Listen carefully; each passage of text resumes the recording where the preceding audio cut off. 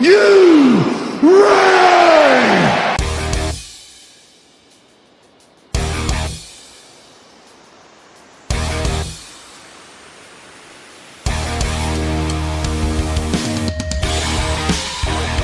This is the D-Generation cliX podcast with your hosts. Who is Ravage? Ryan Leckman. The name's Ravage. Gonna be. Will you take the dynamite tactics of Miles Kane. Hand me that bottle cap. Hand me that paperclip. Grab that twine. Gun wrapper. Asgard to mouth. Tell me when I'm telling lies. And Pete. 'Cause I'm just Pete.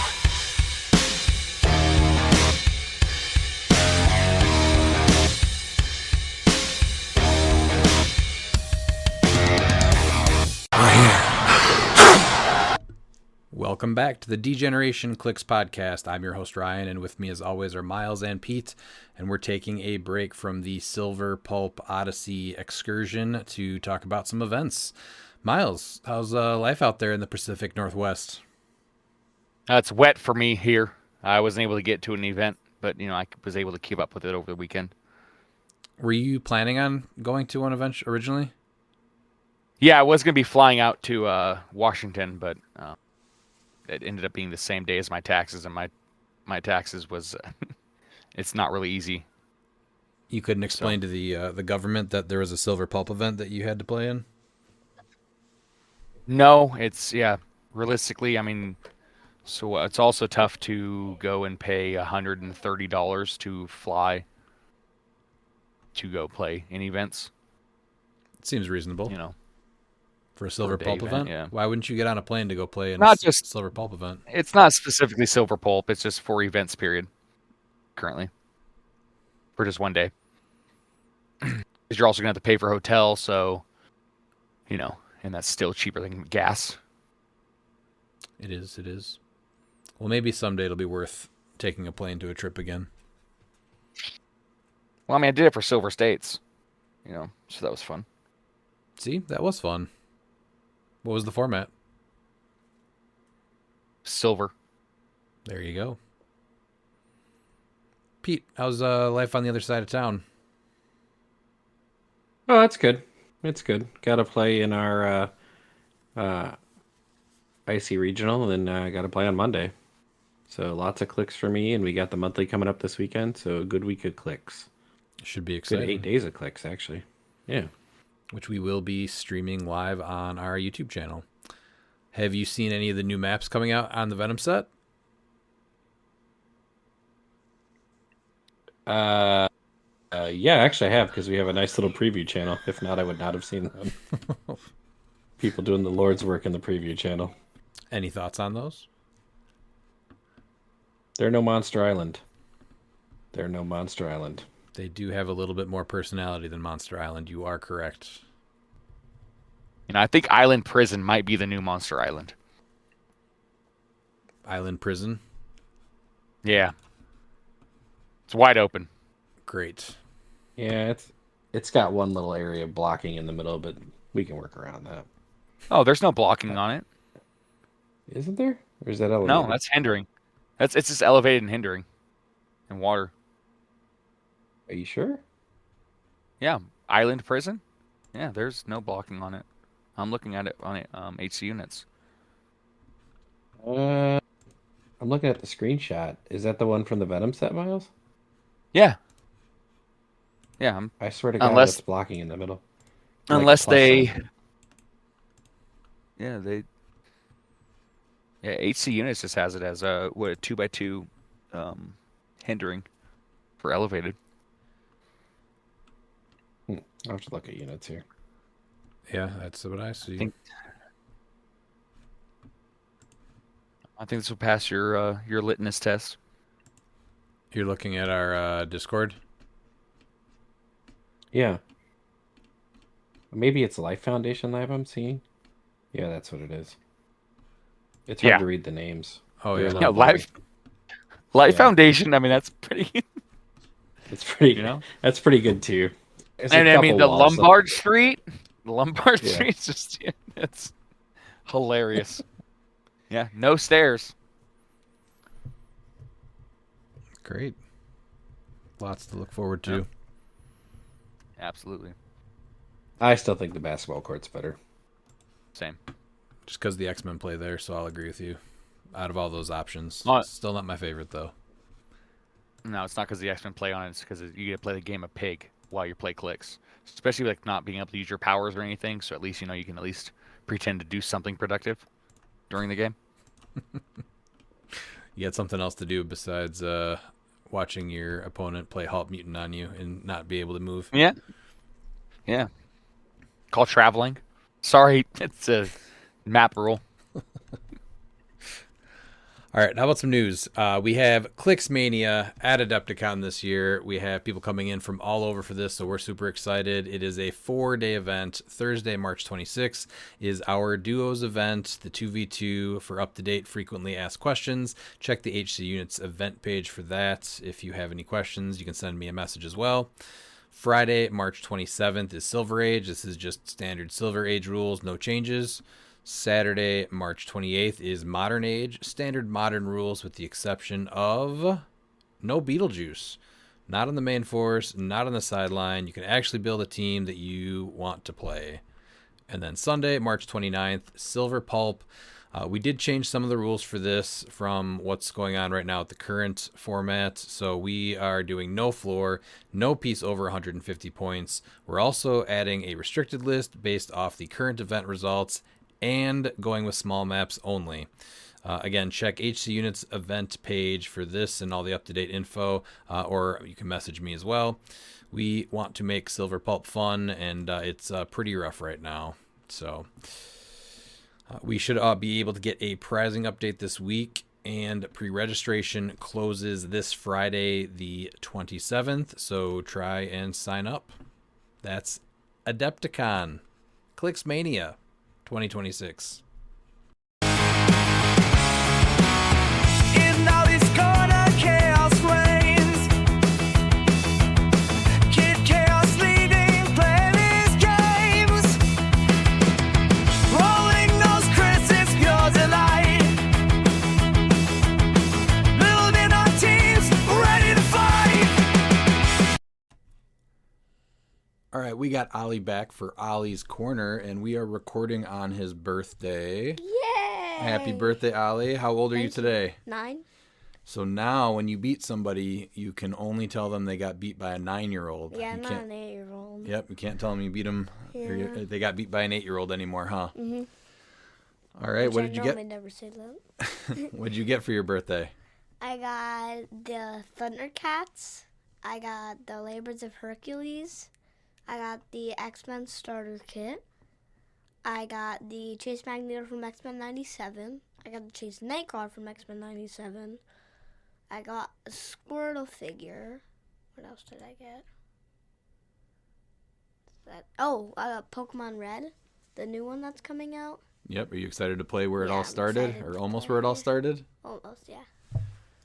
And I felt like there was like at least a few more. You got a couple more things. Yeah.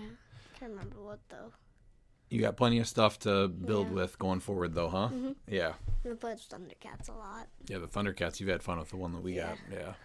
I know it's really fun. All right, well, this last weekend we did our Icy Regional. You played the same assassin team as I played. Yeah. So what did you think about your team? Do you want to go over the pieces real quick? I had Arcilo, Razagul Non-Prime, Orb, Red Widow, the Yellow Lantern Des Trevius, Verusa, and Jeff, because Jeff is awesome. All right. How'd you like your team? It was good. I just, on the first game, I played against Matthew Liner. Mm-hmm. And he had Morlun and Bloodstorm and all that stuff, and just not a good. That was a rough one for you? Yeah. Yeah. That next game, I think I might have played again. Michael Donicht? Oh yeah, Michael Donicht, and he had an animal team with Gorilla Grodd, which he's pretty old. It was a different one, not the normal one we see. The new Rhino, he played a Panda Pool, a Kazar, and I do not like that Zabu. Dwog, which he got dog got pummeled, but You that's all. got dog? Yeah, I got the dog.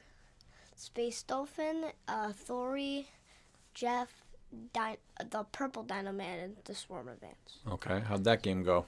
Not great. Not great. What was it? I think just got outwitted.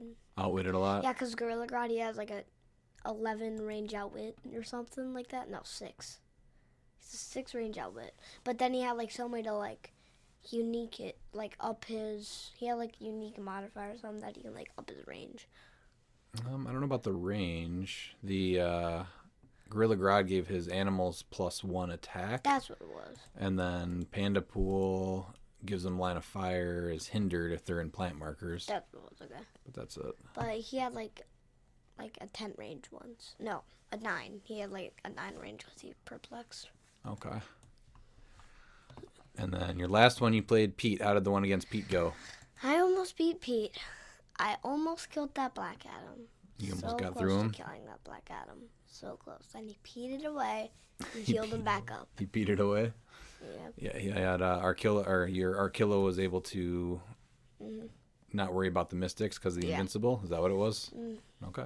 But then he just like he has like you'd like take 1,000 Mystics damage. It feels like essentially. Yep, that's Black Adam's whole thing is Mystics damage. All right. What did you think about Pulp? It was fun. You liked it? Mm-hmm. We just got to build a different team next time? Maybe. Maybe? Okay. And then Monday, you had a little bit of a better day. Huh? So what did you play on Monday? I played the Hydra with Avatar of Gaia because I really wanted to play the Hydra. Then Hercules because they're from the same set and I thought it'd be neat to play both of them. Then I played the new Wolverine because I really... Oh, and Hercules had the Avatar of a Tomb. Mm-hmm. And then I played the A starter set Wolverine with the +1 longsword because the +1 longsword belongs to Wolverine, it feels like. I didn't realize he had the past keywords. So you actually got to play Yeah. a past theme team, didn't you? I know. I did that. I saw that when I was against Dan. All right. Then what about your matchups for that event? So first you played Dominic. How'd He that had the Thundercats. It was really good, actually. My Hydra's just like, num, num, num. Your I was Hydra ate the hungry. Thundercats? Yep. Okay. Swallowed them. All right, and then your second round was against Eleni, his daughter, and she played the other part of the Thundercats, She right? played Mumra. Mumra. And I killed Mumra because she forgot the stop clicks. So we saw that, so we brought her back to the stop click she should have been on. Okay. So, and then, so she got it on her second stop click. Then my Hercules came up, smacked it with the mace. Oh. I got to the last stop click. And then next turn, the next one come. And then I just do that all over again. And then the turn after that, I think I killed her. How long did it take the bystanders to allow Mumra to come in? One of the first one died. Oh, it was the first one? Okay. I killed a few of the Hydra the first time, so. And Because he has then 3 targets. and then you got them all together, all 3? Yeah, Okay. but there's like 6 or 8 or something like that. And then you played Dan's Asgardian team on round 3. How'd that one go? Not that fun. That was not that fun? What happened? My Hydra just didn't get his cool stuff. Just didn't get his cool stuff? Because Odin and Ravens. I don't like that piece. You don't like Odin and the Ravens? No. Okay. It wasn't the Odin that he always plays, the one with Earthbound. It is the one with... It's the Chase from Chase Black from Panther. Black Panther, Yeah, yeah. exactly. I did not like that one. You did not. Okay. All right. Well, then you also have the monthly game coming up this weekend, and you chose, this is the multi-keyword month, so you chose what? Armor. Armor is one of the words, so you get to play Armor, which means you're playing... Prime Colossus. Prime Wait, Colossus. Panther might have armor, does he? Because it's Thunder Tank? I don't know, but I think he also has Vehicle for sure, and that's on my team. So sorry, dog. Well, I have mine. Oh, yeah, you do have Yeah. yours, so you could. You're right. You do have we have a second Thundercat set in the house. Yippee! All right. Anything else you want to say, bud? I had fun, and I hope to come back next time, which I probably will. Mm-hmm. All right, we'll see you next time. Mm-hmm. Oh, we'll take your heart, take your love. And now it's gonna feel the flow. All right, we have a couple of Rock States events that happened a couple weeks ago in South Dakota. Alex Mader won with the Gauntlet Spidey team, showing the sideline and equipment is so out of control. This simple piece can win events just by stripping and scoring the opponent's sideline elements and equipment, and then smash and bash with hypersonic pieces. In Virginia, Azareth Strife won with the Prime Rogue build. The top 4 were all Prime Rogue. So to me, all 4 of the same 100-point piece at the top just shows where Modern is. We're back to that smash and bash in full force. There's just so much bullshit in the game right now. Your safest bet is just a hypersonic piece with good combat values. In West Virginia, Ant won with a Prime Cable build. I did think that the Force Plays team was actually pretty cool, though. This was Paul Neff. He played a Chase Bastion team. So this was easily the coolest build from, I think, the event here. So he came in 4th place, and it was just 295 point Bastion with the Nightbringer ring, Remaker ring, Kevin with Avatar of Towerette, the black shirt Scott Porter with the Zero ring, and then Superman with the Venom symbiote, and just Towerette on the sideline. So it was a robot themed team, and Zero ring is needed for sure. Do you think that would have been better on Bastion, though? So that he could always make his own? Well, he's making the hindering, so that's fine. He just gives Bastion the rollout with Remaker, so I can understand that too. Yeah, I guess so. If you can draw a line of fire through the hindering, you can still see him, I guess. I like being able to block the line of fire to him, but yeah, I guess he can do that too. But it just gives him that, the rollout with shape change. Does so I can see why he did that. Does smoke have a damage value? Would it just be 2 if you can use it in a ranged attack?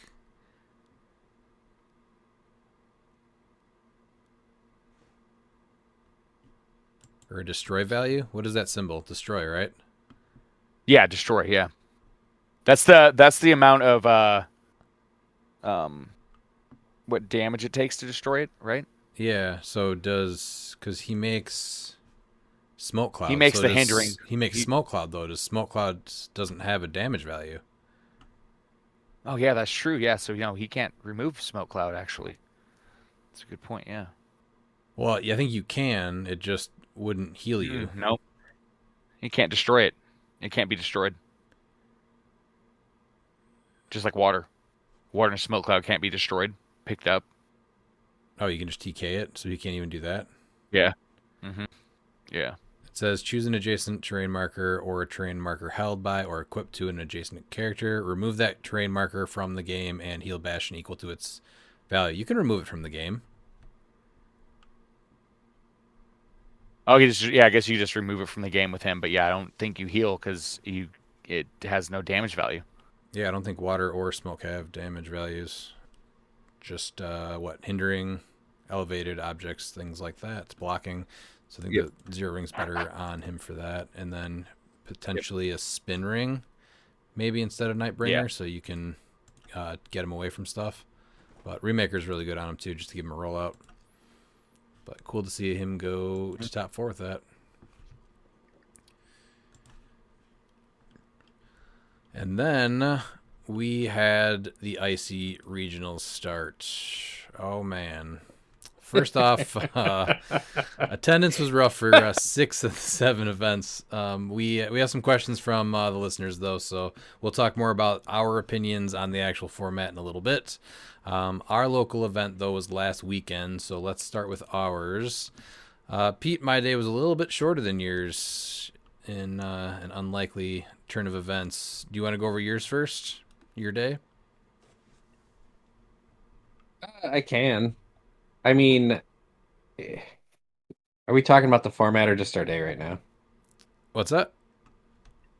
Are we discussing the format or just our day right now? We will just talk about our day right now. There's questions in the listener Oh. questions about the format, so we can talk about our opinions in a little bit. I'm sure they will All right. bleed through pretty strongly, though, during our recap. So I played a mystical theme team. I was part of the percentage of people that actually played theme, which was not high. Somebody's eating a pocket glizzy. I played Black Adam from Notorious at 200. I played Morlun because why wouldn't you play Morlun? I played Scarlet Witch from Avengers Forever, the 50-point one, who was probably my best piece of the day. I played Orb from Wheels of Vengeance because I love him. He's my boy. And I played a Mindful one from AB Avengers Forever also. Actually, I'm sorry, Avengers Empire, the Scarlet Witch. And then my maps were the Nightmare that is the Crematorium and Magiporium, Major Brock's Bunker, and Sailor's Dream, and I had a mindless one on the sideline. Are we going round by round, or what do you want to do? I mean, I'm gonna go pretty quick. So if you want to just do yours round by round, sure. Yeah, 2 and 3. So first round I played an armor team. I ended up going first and losing 400 to 125. I will explain that in a minute. Second round I played Ricky Pragnano of the world famous Flying Pragnanos, and he played a Moon Knight team and he won 400 to 30. I'll explain some of that here in a second. So I guess I'll just explain it now. So for the first 2 rounds, I was playing Black Adam completely incorrectly. Could not for the life of me remember why he was such a problem for Moon Knight. And it's because when you hit him and he triggers Mystics, that opposing character still, that hit him, that triggered Mystics, still takes the after resolutions 1 penetrating damage. And for some reason, I did not remember that until somebody reminded me between round 2 and round 3. So I basically was just letting my piece get punched to the face and only doing the damage to everybody else around him and not the person that was hitting me, which would have completely changed my round 1 matchup and maybe made a little bit more of a game against Ricky, but probably not. Ricky's such a phenomenal player. Round 3, when I finally remembered how to play my piece, poor Ollie and me matched up, and the kid, we went to Brock's bunker, and he took the worst side possible for his team, and I don't know why, and he was just super, super conservative. So my team's on you pretty quick, and he finally KO'd my Scarlet Witch with a 6 on blades from Des Trevius, so I think that was his highlight of the game. But I was just picking him apart past that. Round 4, I played Jeremy Talaronic, and this was a rematch from practice. And so I kind of learned from the time I played his team. He played non-theme Madison Mob, but that's Doctor Strange for 001 from Strange Tales has got to go. So I alpha striked on that piece to get him off the board. And then from then on, Jeremy had like probably 2 to 3 really bad rounds of dice with no prob. And that's kind of what decided that game. And then I played Joe That's Ruffing. what Jeremy gets for playing Moon Knight, so and Blue Marvel. So I get it. I played Joe Ruffing and he probably had the coolest team, so I know we're gonna go over it. And Joe took me to the woodshed. I came across and I alpha strike to get something, and I did not realize how much damage output his team had quickly, and Black Adam was basically dead turn 2.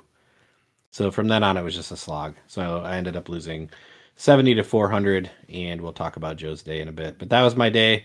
Once again, proving I can get right to that last round before cut and managed to completely screw myself somehow by missing cut yet again. But I did finish in top 8. Top 8. You would have made cut in Oregon, but you only missed cut because you lost to the team that won the event. So I mean, there is some,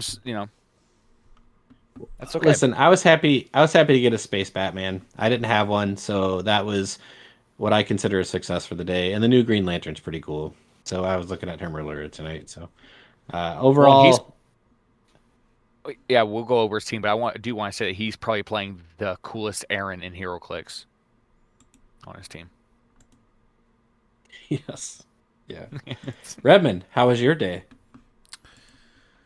Oh man! All right, so round 1, I played Jeremy Talaronic, which you already said. This was also a rematch of a practice game, so I went after Moon Knight right away. I was able to put him on his last click and just couldn't finish him off, so he was able to leave and heal him up all the way. So we kind of just went back and forth a little bit. I think I killed maybe my target, which was Blue Marvel, maybe.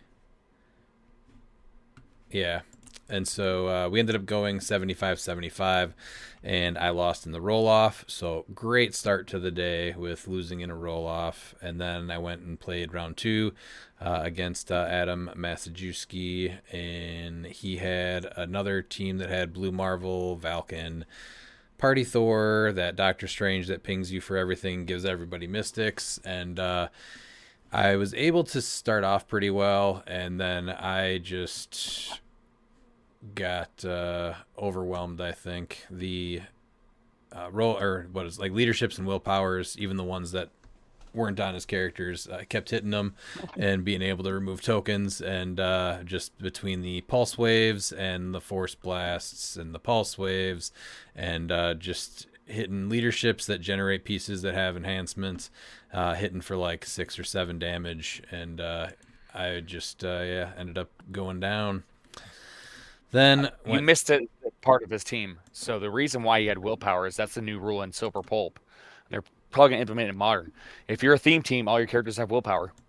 I don't even know if that's good enough. I don't even know if that works. No. No. And then round 3, I played Joe Ruffing, eventual winner. Super cool team, but after going 0-2 and not having the most fun, I really did not care at this point. So I threw Arkillo. Oh, I didn't even say what stupid team I played either, did I? Nope. You were so disappointed in it, you just skipped completely right to the pain. That's about where you I'm hit top at. 16. I did hit top 16. Thanks, Miles. So I played Arkillo at 145, Ra's al Ghul from Notorious to give target tokens, Orb, the Assassin Eyeball, Red Widow, the Assassin Soldier that rolls blades, rolls 1 or 2, you can hit again. The Des Trevius A-side Sinestro Core that makes Sinestro Core assassins. And then Verusa was actually pretty cool. She allows you to score 15 extra victory points on monsters if they have the target, and if you KO the target, you heal 2 clicks, and then for the rest of the game you have mystics. So she was pretty neat on the team. And then I put Jeff the Land Shark on there. He's also an assassin, and he makes pizzas. So the team seemed pretty good and fun. I don't get to practice that much. I just thought it would be cool to play assassins in Pulp, since I did not get to really do much with them in Modern. So, where was I? Yes, Joe threw out a... Where is it? The thing that Norman Osborn generates, a Goblin Army guy. So he put him up there, and I just went to go hit him since he had Shape Change and I had Battle Fury with Arkillo. And that was the extent of where the day went, really. He was able to 1-turn Arkillo, and then I think I came back and was able to take out his spot, and then he pretty much just took out the rest of my team. So that was that. But Joe had a really cool team. Joe's team. Do you want to go over that? His team was... Well, no, I mean, let's see. Are we doing the top 4? Or we can talk about it. I mean, we can. I don't really give a shit personally. We can start with number 4. Andrew Parker actually did really well. He had a pretty good day. He was on our stream for most of the day. He had a Morlun Bloodstorm team, the generators, Jack Russell for the support, I believe. Yes, support is free, but only to choose a character with the monster keyword for 55 points. Ashley Barton from Spider-Verse, very cool piece with leadership. Generates 2 goons if you're not the first player. If you are the first player. The next phase, Wanda Maximoff with shape change, and she has probability control when Wanda Maximoff uses it to reroll a friendly attack roll. If the attack hits after resolutions, remove an action token from the attacker, and then she's got a stop click. So for 45 points, she's just a little tough to kill, 19 defend. Not a bad play. He had Overdrive, which is that taxi from Superior Foes of Spider-Man, which is great since the big maps are still a thing right now. He had the Iceman from Deadpool Weapon X, unique modifier. Other friendly characters that can't use special powers modify attack +1, which in Pulp is many people, especially all of the bystanders. Then a Jason Massendale. What does he do? Yeah. Oh, geez. Oh, yeah. Opposing characters within 4 squares can't use the Mystic's team ability. So that's 25 points. He's also autonomous. And if he gets KO'd, you can bring in... What is it? Wait, Hobgoblin or Jack-o'-lantern? I think it is. Yes. Yes. Because a Demo Goblin Here is the super rare. Jack-o'-lantern, Hobgoblin, or Demogoblin. Yeah. Or Demo Goblin, yeah. And then a Dr. Elia Gregor, who his friendly bystanders within 5 squares modify their combat values +1. So he had some killer pogs, and he had a really good day. He went, I want to say 4-1, and then lost in round 6. So he had a good day. That's easily one of the top he started teams, 4-0. though. He started 4-0. Mm-hmm. But and then he lost the 5th round in Swiss, and then top 4. But yeah, he really buffed up the bystanders. So super good team with some of the best pieces in the format. Miles, gonna go over Adam's team. Oh yeah, I thought we already went over it, but I guess I can go over it again. I mean, I kind of did. This team is I was sleeping. This is the team that has willpower for every figure on the team. It's Avengers Army. We have the Black Panther, Spider-Man at 75, Blue Marvel, the Falcon, Slop Havoc at 50, Party Thor, the Avengers Forever, Doctor Strange at 40, and then the new Strange Tales, Doctor Strange at 40, with War Machine and then Astral Doctor Strange. So he was a theme, and he was just with Falcon. And Falcon's a piece that I'm surprised didn't hit the ban list. He's Blackheart and Pulp, and we saw it for both years. He was modern for the Pulp of just running roughshod over everything. So The nice thing is this year, though, he gained willpower. yes, it's true. This event, He did have willpower the entire time. Yes. yeah. But yeah, Falcon definitely is a piece that needs to go. You have to share a keyword with them, but Soldier and Avengers are 2 of the best keywords in Pulp. So Yeah. Well, that's the same thing. It's the same thing as Monster Mystical, pretty much with Blackheart. Are those good keywords? When you look at Soldier and Avengers and Pulp, absolutely. Mystical and Monster in Modern, are those good keywords though? Well, yeah. If you want to just play the smash and bash, just simple, don't think, for sure. Double Kong, absolutely. Mm-hmm. Pete, do you want to go over Second place? Thank you. Matt Leaner with the Morlun USC. mob at 5-2. Yeah, former quarterback at USC and Arizona Cardinals. He went 5-2, 1190. Let's see what we got here. So pretty similar to Andrew Parker's team, yeah. Morlun, Bloodstorm, Jack Russell, Strife from Deadpool Weapon X, Doctor Strange from Strange Tales, Valentina Allegra de Fontaine from Marvel's Next Phase, Iceman, Dr. Elia Gregor, Madison with an I and a Y, but they're not where you think, and a Timebreaker. So a little bit different. Sideline was Astral Strange, Deadpool with Jeff from Avengers Empire, and Werewolf by Night. So that Doctor Strange just shows you that he doesn't even need to be on theme, because that second part of his trait just cares if you have Mystics. Mm-hmm. So, yeah. You want to problem my Morlun? You sure about that? My Bloodstorm? Huh? Yeah. So is it really Valentina's just on there to give Morlun Thunderbolts and prob through him? Assassin, Soldier, and Spy. Who else is getting it? I think that's it. Yeah. Yeah. And then she's given Shield Team ability, which probably doesn't do too much. Yeah, just a prob through Morlun. And then the Strife, which was not on Andrew's team, to give the friendly bystanders +1 attack, and they can use plasticity. So just locking them down with Bloodstorm and Morlun's bystanders. Yeah. Again, one of the top Silver Pulp teams. All right. There's a lot going on here. Pete, do you want to read Joe's team, Sinister Syndicate? This was, I think, probably the coolest team of the weekend. Definitely right up there. Yeah. I would agree. Mr. Joe Ruffing. He's a mad scientist. Rhino roster, 5-2, 17-20. Whenever Joe puts his team down, I'm like, I don't know what this thing's going to do, but it's going to destroy me pretty quick. And that's what it did. He had Rhino from the most recent Smash and Destroy. He had Spot from SVC. He had Stiltman at 50 with 3 leg extensions, which was super cool. Grizzly, which made me a little salty with a man with a head coming out of a bear's mouth was kicking my ass.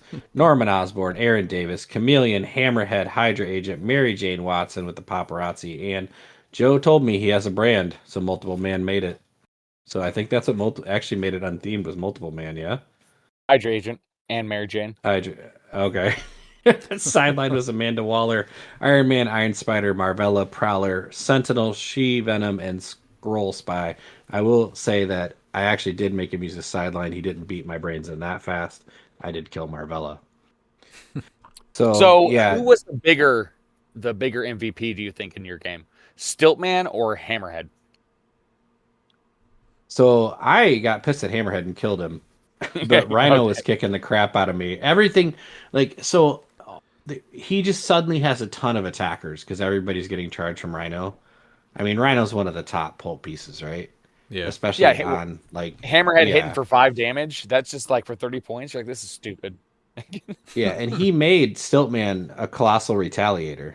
Yep. So it was pretty rough quick. I think Black Adam just got chewed through, and he's able to move everything really efficiently with that Aaron Davis and the Underworld. So even though I basically threw my Adam into the jaws of his team, thinking I was going to just start, killing the small pointed pieces with the Mystics and that, he evacuated everybody, and I was like, well, this is going to get real rough. So that's what it did.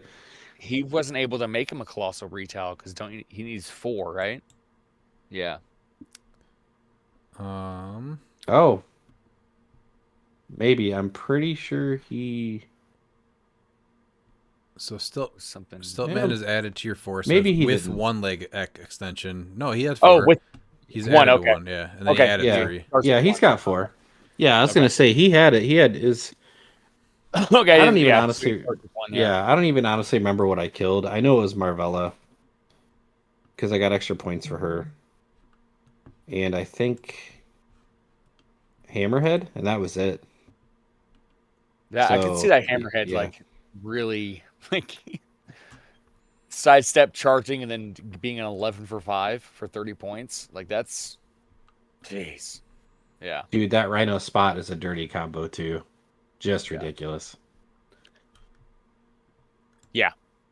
Yeah, I was able to take out the Goblin Army guy and then Spot, and then did not go well from there. He was also able to give Chameleon, gives everyone with the Sinister Syndicate keyword, team ability. They also have the team ability.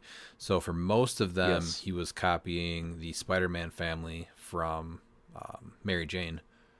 So they were getting all rollouts either on a 6, which did come into play, or increasing anyone that had it, which I'm not sure if they did. Chameleon himself has it. So some people or Hydra Agent.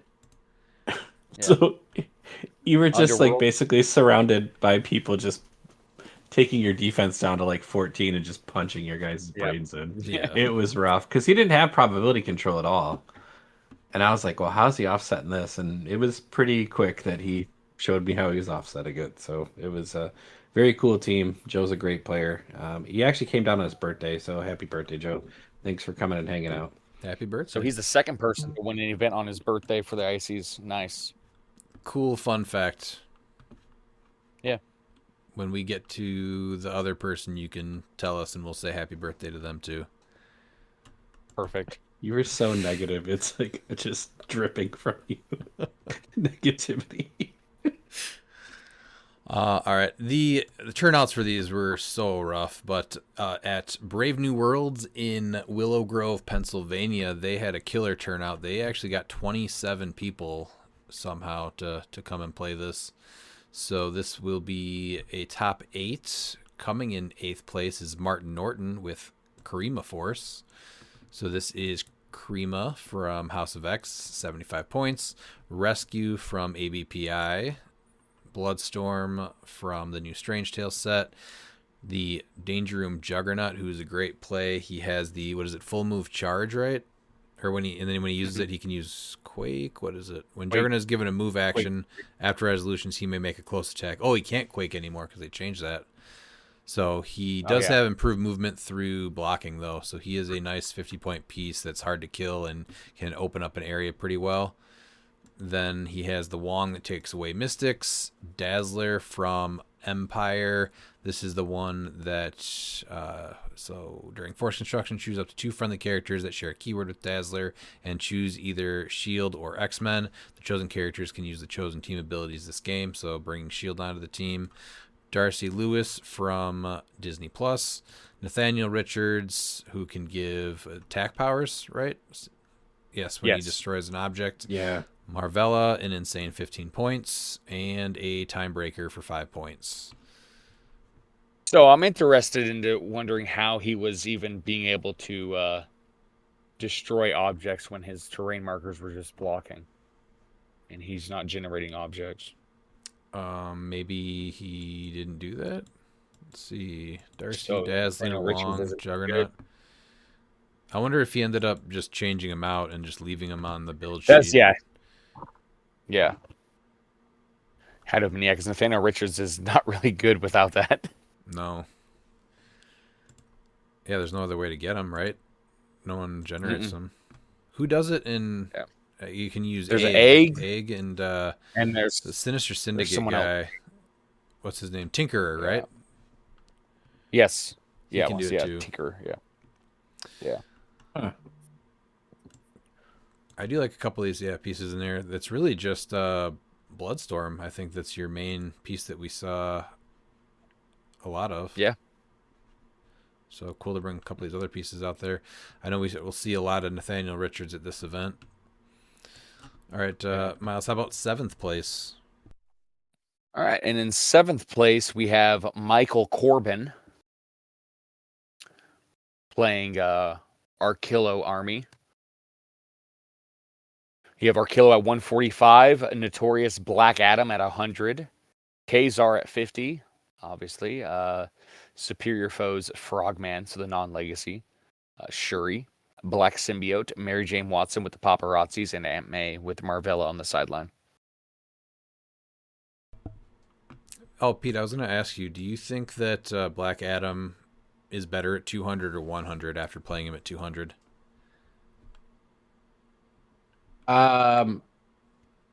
Honestly, probably better at 100. On my build, I didn't mind him at 200, but I had a pretty simple strategy, which did not work out because I forgot what I was doing. Well, he's a 13 for 5 at 2. He's only an 11 for 3 at 1. I say 200. He carried get him like Lady Mastermind.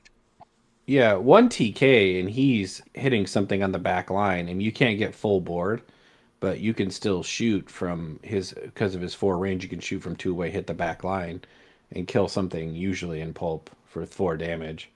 So he's still really, really good, but I think you probably have better builds with him at 100 and freeing up the under 100 points. Okay. But this team has some of the other pieces that you're going to see a ton of, Kazar and Shuri. Yes.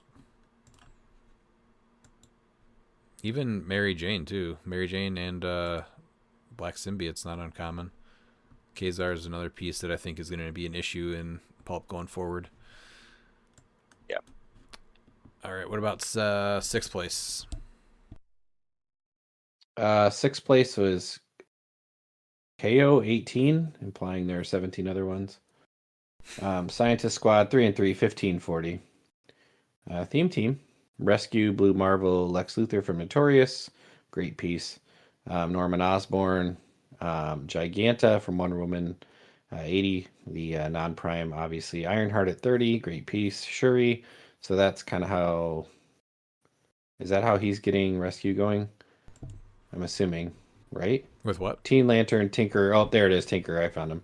Nathaniel Richards at 25. Bolivar Trask. And then sideline was Bolivar Trask. Goblin Army, Sentinel, and Scroll Spy. Yeah, so you're getting 6 range pulse wave.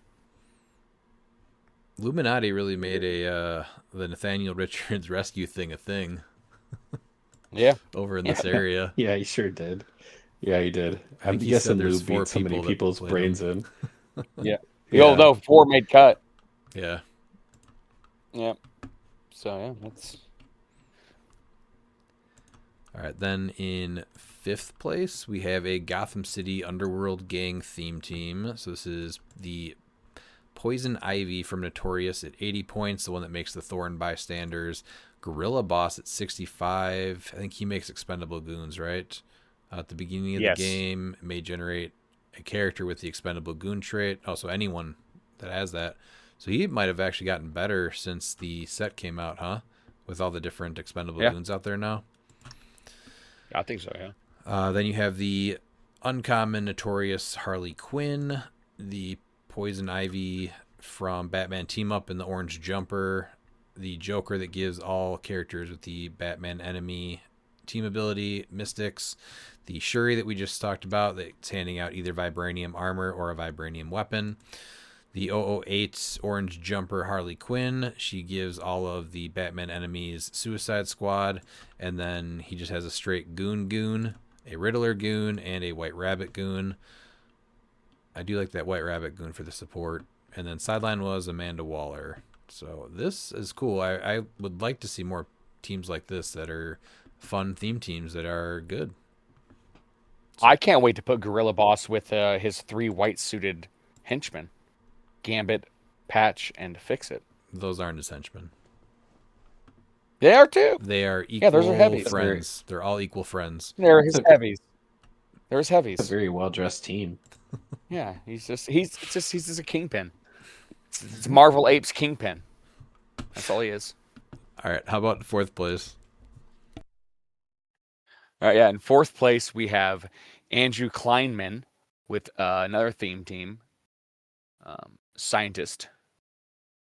Seems he's a captain. Rescue. Oh, this team looks familiar. Rescue, Blue Marvel, Lex Luthor, Norman Osborn, Giganta, Ironheart, Shuri, Teen Lantern, Tinkerer, and Nathaniel Richards and Bolivar Trask. With Bolivar Trask, no sideline, but he also had 3 objects, so an identical team. Identical? There's a couple differences. Is there? A lot of differences, right? Or did I just zone out when you were reading it? Giganta? You zoned out. It's identical Really? to the last scientist team. Yeah, in 6th place. Oh, yeah, I definitely zoned out. Yeah. It's identical. Nice, Redmond. Thanks. Oh, man. Yep. Yeah. Silver Pulp is done, Redmond. In Here we 3rd go. place, Isaac A.B. Let's go. Morlun Mob, 6-1. 24-35. That's a lot of points. Holy cow. Isaac played Morlun. He played Bloodstorm. He played Hal Jordan from Lantern Legacy at 027. Red Widow, the Brain, Redmond's favorite piece from Batman Team Up. So good. Because of what? Yeah. He's a little phallic. Manifold, love him. Great play. 30 points. Teen Lantern, Dr. Alia Gregor, Madison with an I and a Y, but not where you think. Mary Jane Watson with her paparazzi. Aunt May and a Timebreaker. Sideline was Amanda Waller, Deadpool, and Jeff. Iron Man, Marvella, Sentinel, She-Venom, Scroll Spy, and War Machine. Dude, he was scoring points in bunches. Holy cow. That's just a ton of damage. Morlun, Bloodstorm, and Red Widow. I wonder how many mind controls he was able to get off with the Brain. Great All of taxi with them. He ended up- Manifold. Yeah, he ended up losing to Ken. That was a pretty close game. Well, that's who came in 2nd place. So, With 810 points. wow. Wow. This Good for Ken. was Morlun with Kazar, Orb, the Doctor Strange from Avengers Forever that can generate a Wong if he rolls a 6 on, what is it, leadership? Yep. The 001 from Strange Tales, the Luke Cage from Avengers 60th. What's special about him? He just breaks blocking. I think he was just really good for 40 points, right? And power, super strength, and when he's given a close range, increase the damage up by 1. That's not a big deal. Charge and leap climb, though. Well, team player. Yeah, he's always getting. If he destroys a blocking, he just holds an object, so you're going to be able to bump his damage up again. Mm-hmm. Because that's how he's going to do the close terrain action. So he'll be doing 5. That's another good way to enable Nathaniel Richards too, right? Yeah. Generate something and then just move and drop it. Yeah. Then we're looking at Spiderling, the one that lets you pocket a die at the beginning of the game. Madison, the rare. Leech from 97. Mary Jane, that generates paparazzis for 15 points. Aunt May for 10 points, and a time breaker. So just really good unthemed stuff. And yeah. Now the next person actually took a very cool piece that I did not think was good enough and won a 27-person event with it. So someone tell me about this one. Yeah, so this is why I said the Joe Ruffing's team was close to my favorite. This is actually my favorite team being played. It's tied with another team that we're going to go over. But it's Brandon Bruner with Dormammu Force going 7-1 and 28-45 or 21-85. So we have Dormammu at 200, obviously, with Orb, Red Widow, Doctor Strange from Avengers Forever, Frenchie, Nathaniel Richards, and Madison with Astral Strange, Deadpool, Sentinel, and Skrull Spy on the sideline. And we're putting Frenchie onto Orb. Yeah, that Dormammu generating his mastermind fodder 66% of the time is really good too. Absolutely. Yeah, this is amazing. Yeah, I didn't think it was going to be enough, but I guess in 400 points, it is. Yeah. So he's hitting, 13 for 5 from far away? And you can give him Psychic Blast. Yep. Or I guess, Precision Strike Pulse Wave's not bad either, right? Yeah. So the with how much he's taken off the board too, he really doesn't have that many pieces, right? Frenchie's going off right away, and then it's really just a lot of support with Orb and Red Widow to back him up. Yeah, mastermind fodder that he's going to generate with the mindless ones. So again, if we saw more teams like this, I think it would be a much more exciting format. Just very creative. Congrats to Brandon Bruner. Then we have at Big Bang Toys and Comics and Games in Owensboro, Kentucky. There was 9 people at this event. So 4th place was TJ Wheeler with a Scientist Squad team. This was 200-point Moon Knight. The Thorn Bystander Poison Ivy. The Shuri that creates the armor or the weapon. Teen Lantern, Nathaniel Richards, Dr. Elia Gregor for the Bystanders, and the Sentinel Technician from X-Men 97. So is it really just the Thorns that he's boosting with Elia? Yeah. Yeah.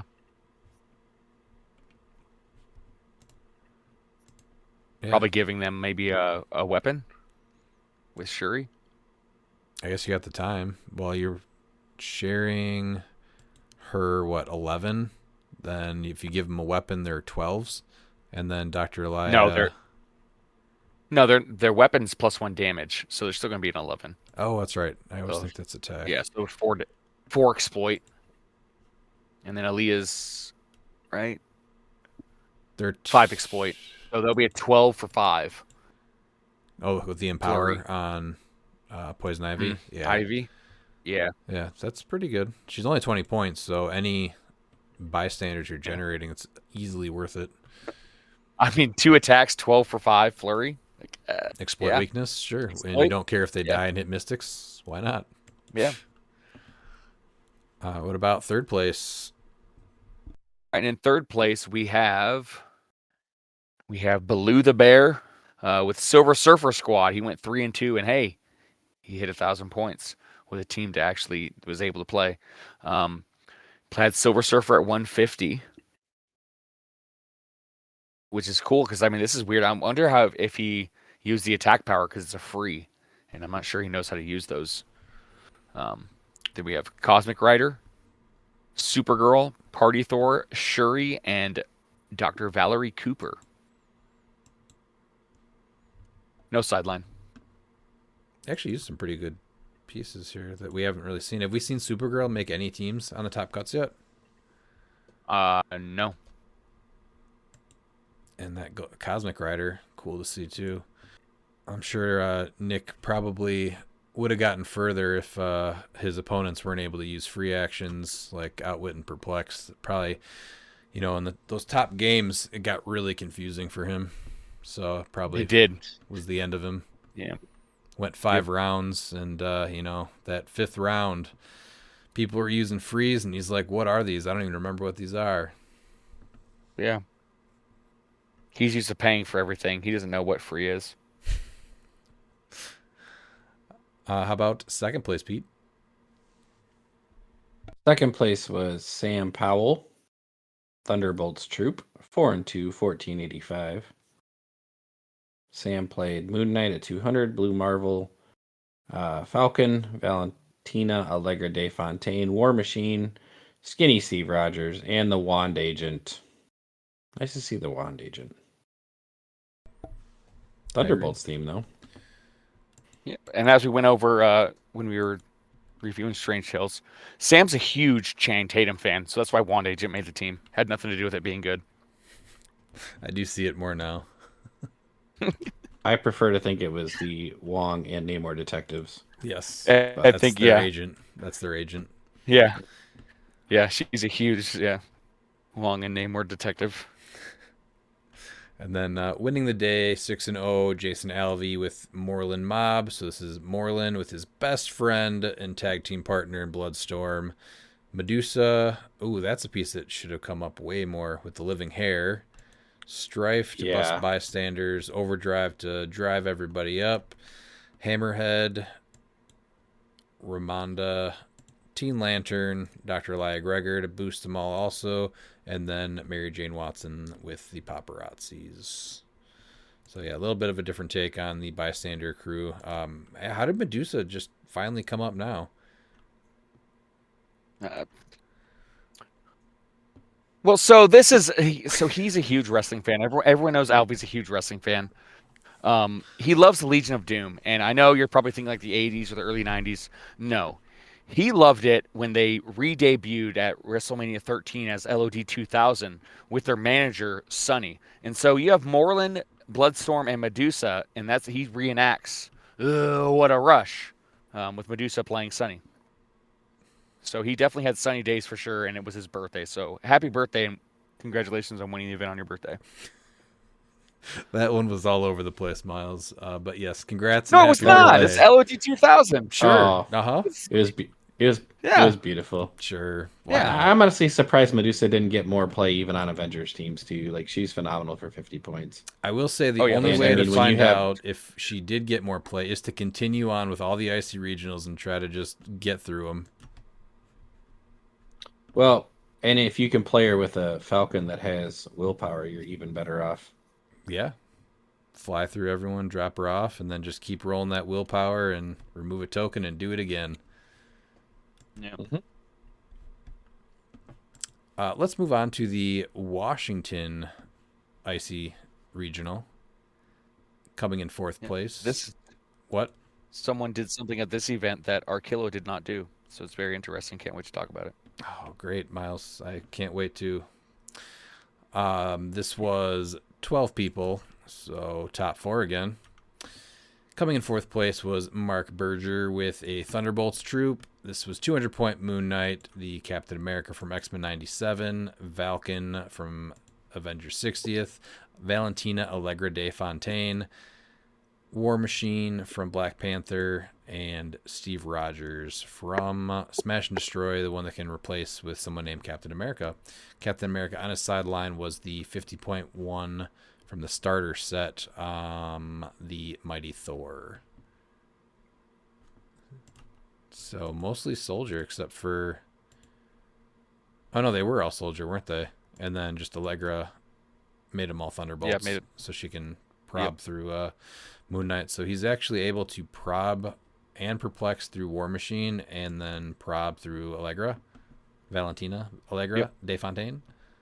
So he's probably hitting, and then higher in the defense with the Captain America. All right. How about third place, Miles? And in third place, we have King Brian. He has Ronin from Disney from Next Phase. And then we have the Blue Lantern Hal Jordan. Kazar.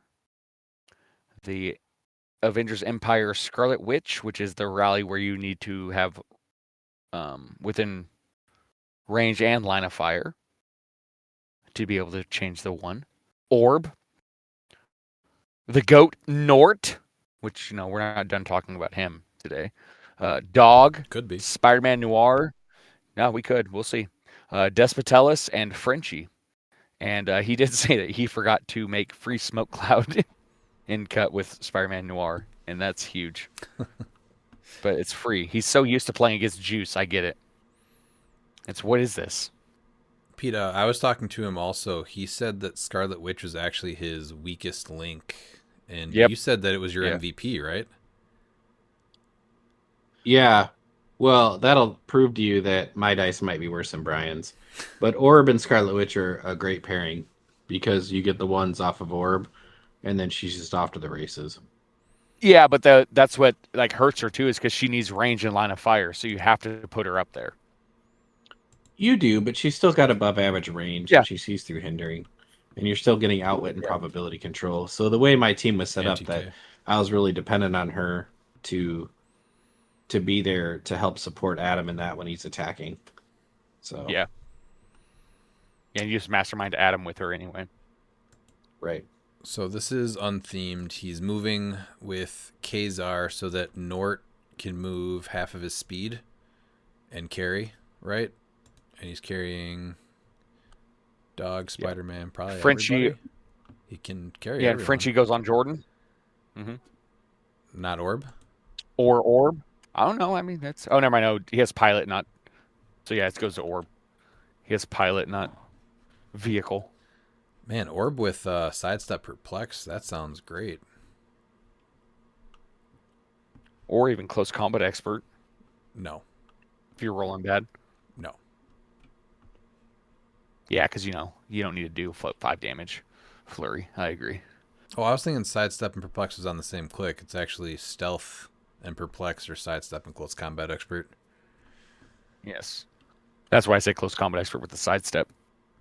Yes. Well, even the Precision Strike and Willpower is not bad either. A lot of good Or options. you can choose Sidestep, Close Combat Expert, and just say you have Willpower. That's an option. A good tactic. And you say it's on the card.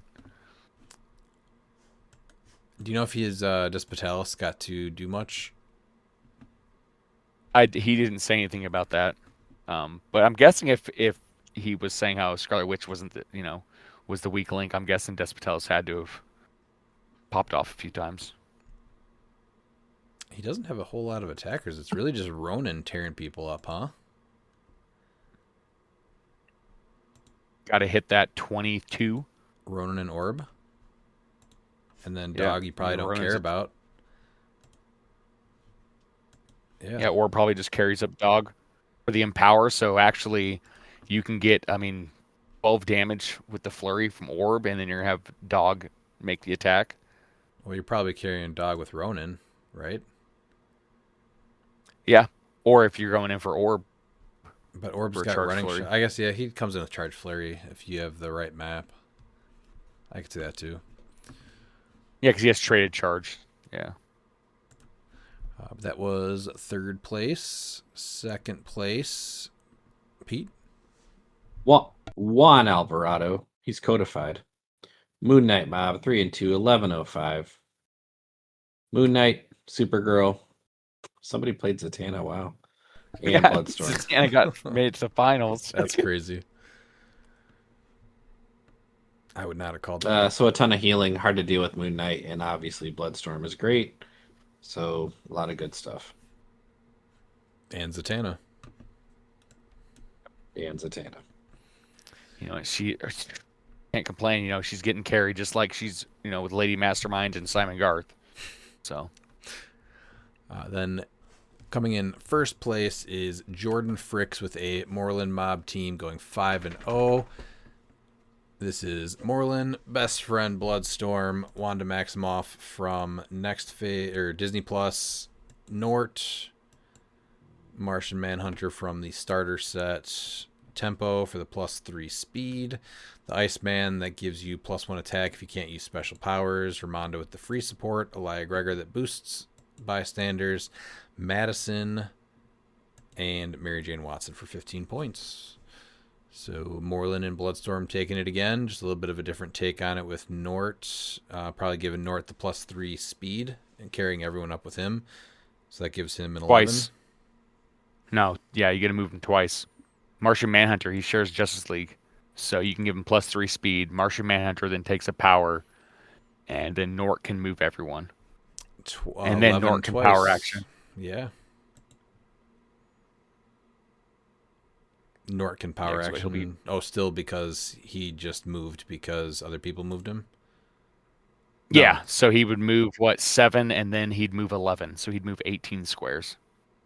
Because Martian Manhunter takes the power to move, yeah, just like Kazar. Gotcha. All right. Congrats to Jordan Fricks for taking the Washington IC. I think we just need a huge just clap. Nort, you know, people proving me right. Nort's going to kill it in Pulp. No, we can move on to Primal Nerds in Yukon, Oklahoma. So get it, yeah. This was 10 people, it looks like. Yep. Top 4. Yeah, I bet you only eat your steak with salt, huh? That's the only thing you use, salt. Yeah. Coming in 4th place, Jeremy Miranda with the Monster Mob team. This was Morlun, Killer Croc from Batman Team Up, the Raven from Rebirth. Oh, man, I loved her. Bloodstorm, he's back with Morlun, best friends till the end. He is back. Legion of Doom, Road Warriors.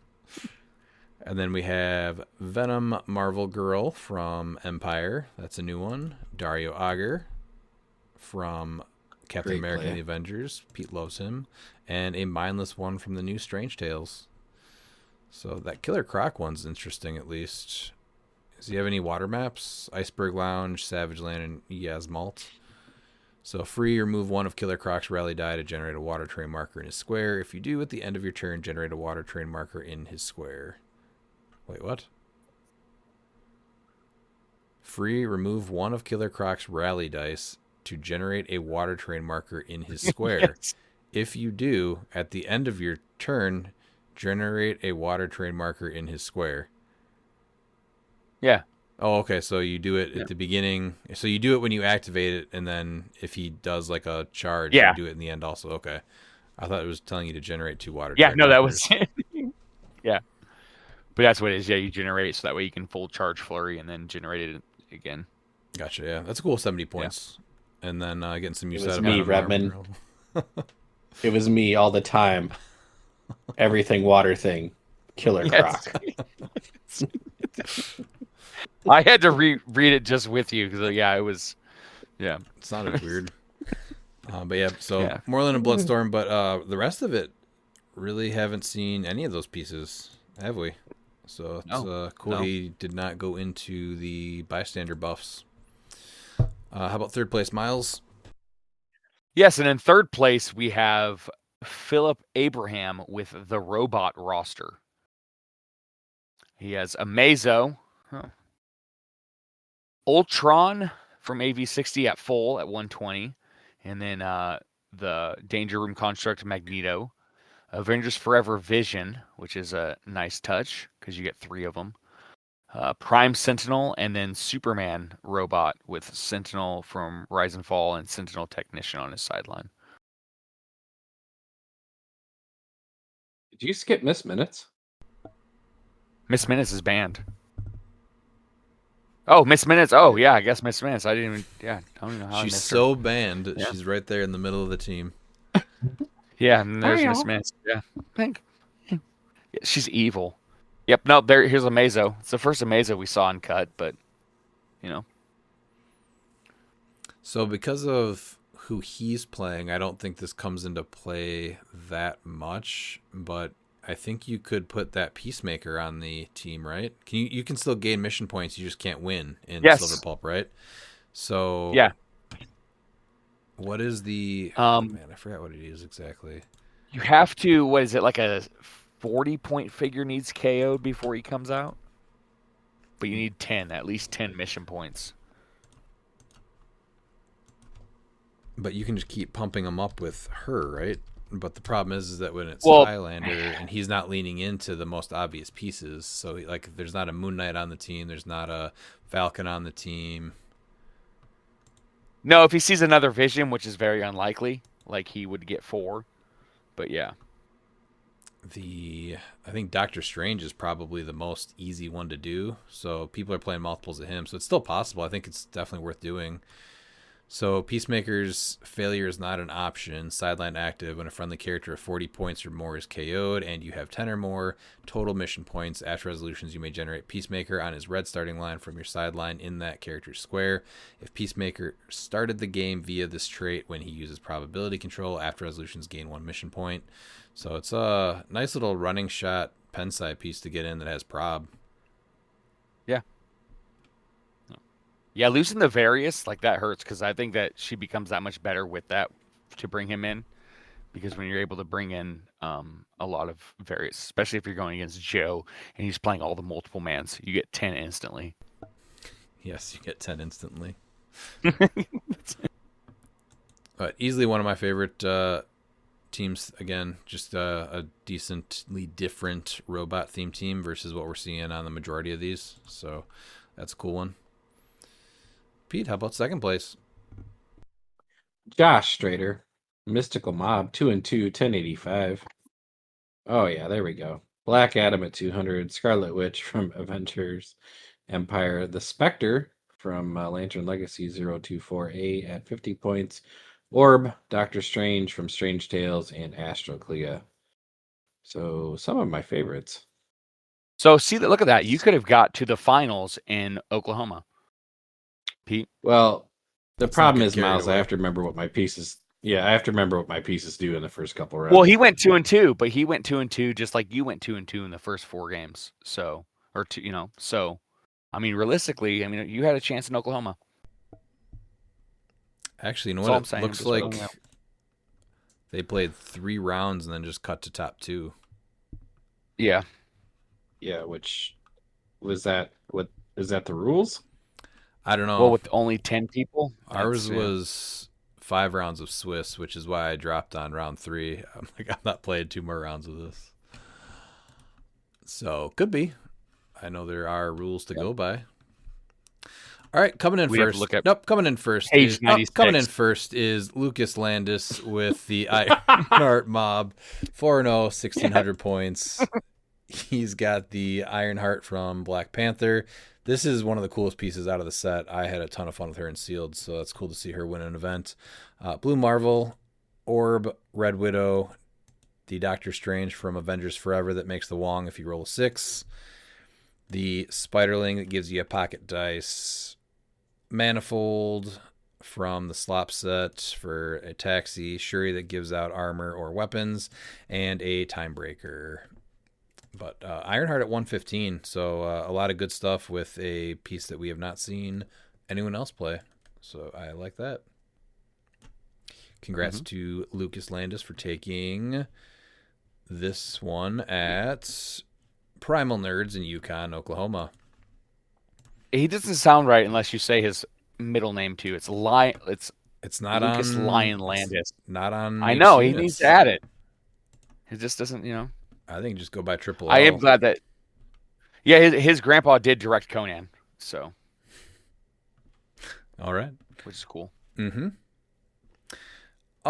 Let's move on to Old Town Hobbies and Games in Albuquerque, New Mexico, home of Order 66.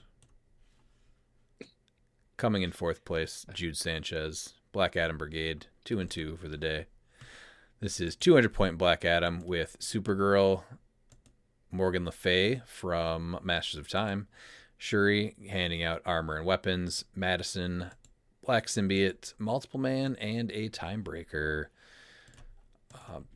See, look at this. I mean, he could have got top 4 in Albuquerque.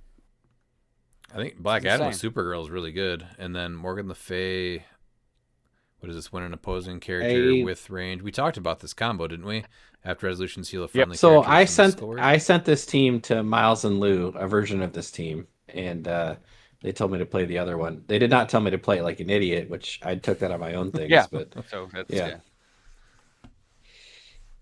Yeah, I think this is a great example of a team. What did he... I guess the first 3... Oh, no. Supergirl's not mystical, so this is just super unthemed. Black Symbiote's obviously going on Black Adam.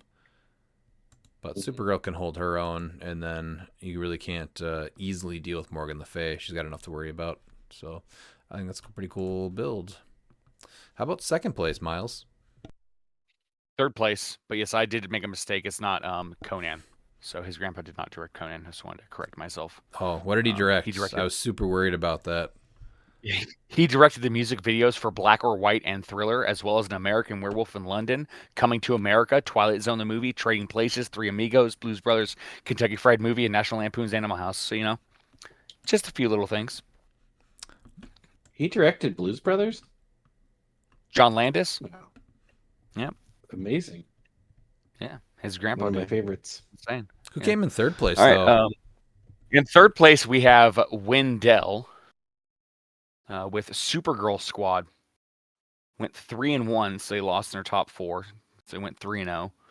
Supergirl at 100 with Deadpool, Weapon X, Sabretooth. And we all know this Sabretooth is the Exile Sabretooth because it has a keyword. Atlas Bear at 70. So full as well. And then Black Panther and Queen Storm, the rares at low with Mime Pool. Can we just go on a little tangent about that Exiles thing? Can we just get the Exiles Sabretooth? This is... That's why I said that. Man, I'm still mad about that. Clearly I am too. So, yeah. Oh, man. Supergirl at 100. Bro, why? Yeah, so I would have dropped her to 70. That way Black Panther could have been full. And I would have dropped Atlas Bear to 50. I realized they got third place, but I would have dropped Atlas Bear to 50 and get Queen Storm at full as well. And then, throw a Timebreaker. You're unthemed anyway. Well, he was only 385. Oh, wow. Yeah. Making a Okay. Well, I mean, he got third, so whatever. He's doing point denial, just showing you, hey, I don't even need 400 points to win. That's what he's trying to say. So Mine Pool is an interesting play too because you can't generate any of the cool terrain. So is it really just barrier for 40 points and outwit? Yeah. Mm-hmm. And then when you play Mime Pool, you don't say what you're doing. You have to mime it. So not a rule. It's a rule. I feel like it should be. If as a fellow Mime Pool player, it's a rule. It's a pretty wild team. Went 3-1. Not bad. How about second place, Pete? Dominus U, which I'm assuming is standing for Dominus University. Yes. Mystical Mob, 3-2, 1260. Moon Knight, Zarathos at full, Jack Russell and Madison. Mystical theme. Yeah, the Dominus U, I'm pretty sure I saw, a random, with Tony Gonzalez, I think, during Monday Night Football. Tony Gonzalez, Dominus U. I'd believe it. So this is the first Zarathos we've seen. I think I like him better at 30 as support prob with retail, but that's not a bad... 125 with Supergirl I really like. But, obviously he's able to get to top, 2 with it, but... Jack Russell for just support and Madison. Yeah. Is it worth changing Jack Russell and Madison for Supergirl? That's the same amount of points, right? 75. That gives you 5 more points. Or am So I wrong? timebreaker? And a timebreaker, yeah. Yep, once again, No, I proving think- that theme doesn't matter. I think I would drop Zarathos and put Supergirl on. Well, I like changes Madison's the team. really, really good. No, Zarathos well. at 125 with Supergirl Yeah. is Now they both really have stop clicks that they heal off of, and Moon Knight just heals by himself. I kind of like that. Well, they're going non-theme then. Are you okay with that? I mean, it's the way that this is all going. Modern, pulp, silver, everything. theme, Theme doesn't matter. Jinx. Everything non-theme. Yeah, It was me all Everything- along. everything non-theme. Yeah, it's I like it. Maybe that's the next shirt. All right. Well, Let's Coming see what in- Matty G killed everybody with. coming in Yep. first, Matty G with Bloodstorm Brigade going 5-0. This is Bloodstorm. Matty Grievous. Matty Grievous, General Matty Yes. Grievous. Dario Auger, Yes. seeing a little bit more play. Green Oracle from you. What's that? Earth Wars? It's from Elseworlds. you. Elseworlds. That's perfect. Elseworlds, right? That's so No, we don't Ew. call it Elseworlds. It's now ew. Ew. That's It's just that ew. is- yeah, it's just ew. It's Elseworlds, though, right? I can just hover Yes. over here. Yeah. 15th anniversary I like Elseworlds. you. It's you. It's you now. Given Medusa with the living hair a little bit more play. Also, Pile Driver from Smash and Destroy. Poison Ivy at 50, making the Thorn bystanders. Duke Thomas from Rebirth. The Question from Lantern Legacy. Dr. Light. There he is finally. Good lord. Yeah, took a bit. We hadn't read him at all yet. Yeah. And a So time Question and Nort won an event before Archillo and Pulp. That is crazy. Just goes to show that Archillo's not a problem. I just think he's being played wrong. Cool. I have a question. Great. When's the last time Matty G lost in that store? I haven't seen it. Yeah. It's 5 Whenever and Matty 0, touches 2,000 Mike, points. That is no one. full clears. I think Yeah. what they need to start doing is that even if there's an even amount of people, like General Grievous needs to just take the bye, but he loses 150 points and gets a loss. Just to make it. Maybe he needs to play 2-on-1 in the finals. Or Like maybe we need Like a three-way dance, like an ECW. yeah, Three-way These bad dance. hero Three-way clicks dance. where Yeah. sorry, you're banned for this event because you're just too good, or you can say you can only pay 200 points. We can talk about these bad takes of like how to make hero clicks more accessible for newer players. We can, since he wins all the time.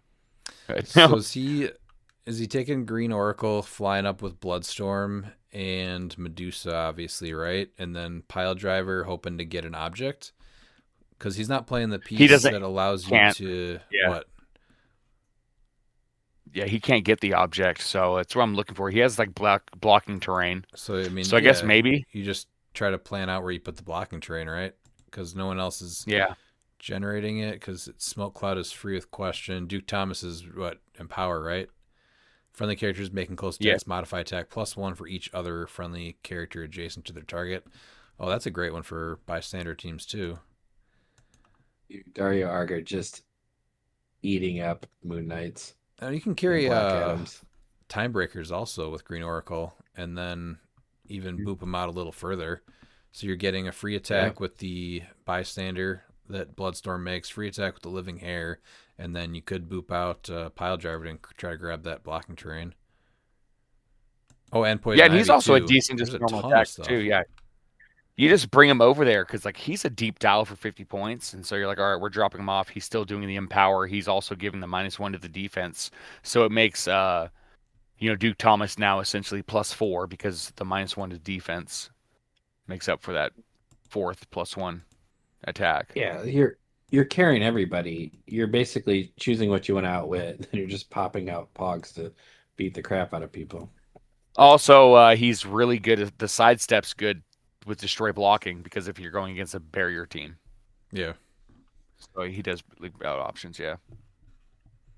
I was just looking at all the damage and stuff. It's Pile Drivers in power, Poison Ivy's in power, Duke Thomas is in power. He's also got the +1 attack. Dr. Elia Gregor is going +1 on all bystanders. So there's just a ton of buffs here.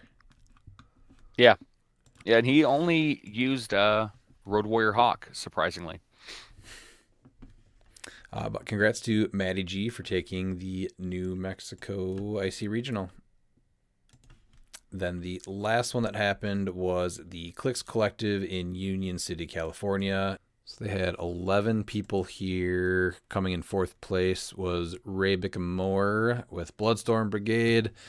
Let's see if he teamed up with Morlun. He did not, but he did go with Ashley Barton, Kazar, the Poison Ivy with the Thorn Bystanders, Ganthit, Duke Thomas, Gwen Stacy from SVAC, Molly Hayes from Secret Wars Battle World, Dr. Elia Gregor, Great piece. Lucky from Next Phase, the Rare, and then Madison. So who is he making Green Lantern to carry? Kazar? But he's already moving. No, because you want him to move to carry other people up. Yeah. Yeah, so I know because he already has copy it. So no, you give him Green Lantern, so that way you carry people. You take so after he's given a move action, and then you move another friendly character. So then you can move him full speed. So he's copying and that, then but move who's... someone half speed. That's what I'm trying to. Bloodstorm, maybe? I don't. That seems weird. Yeah. Yeah. Because that's what I would think is that. So you're using Kazar, you're doing the move action to carry everyone. What about Molly then, Hayes? Because she's got improved through blocking. 5 though. That seems. Oh, yeah, maybe not. She has, sidestep. Yeah. I don't know. Maybe it is Bloodstorm. I guess Bloodstorm. Or Ashley Barton. Yeah. No, probably Ashley Barton to get her up there. But she has wild card, so you can just copy it. Who has the highest speed I'm looking for? So, I mean, It's probably Kazar. Kazar's got 10.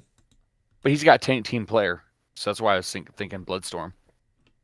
I can only see Poison Ivy or Bloodstorm getting it. Other ones just don't make sense. So that seems like a weird ad, though, right? It does.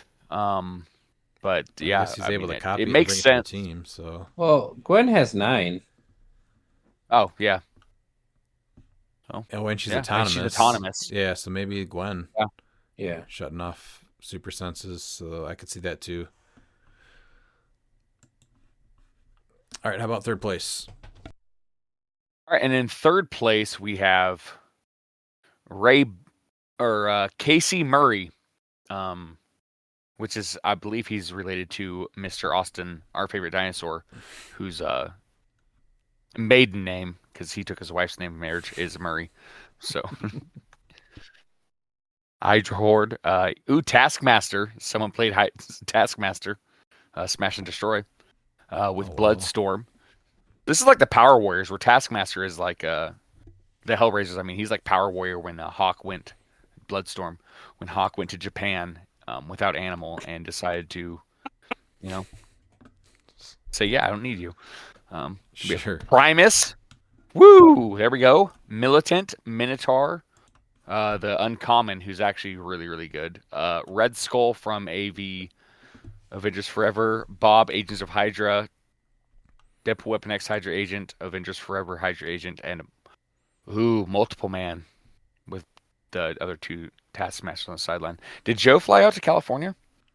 Dude, I would love to see this team. This is another cool one. It's actually a full Hydra theme team, and he went hard with it. Really cool team. Playing that Smash and Destroy Taskmaster. Yeah. The Minotaur. That Minotaur is ridiculous, because he has charge, and when you use it, you may choose that he can only move in a direct path. He doesn't have speed. He gets improved movement, hindering, which is huge, but destroy blocking, and then modifies his attack +1 for each 2 squares he moved. So if you full move charge, he's just +3 attacks. So he's gonna be a 14 attack. And then you choose that he either gets prob or mystics for the game when he starts. So he's a great 50-point piece. I've been actually looking at him, and was on my pulp build.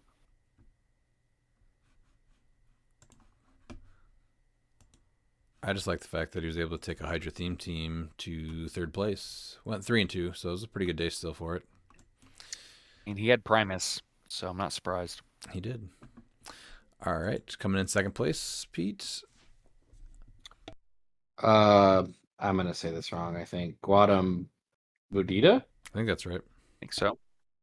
All right, Morlun Mob 4-2, 970. Let's see if it's a tag team. Oh, it's not.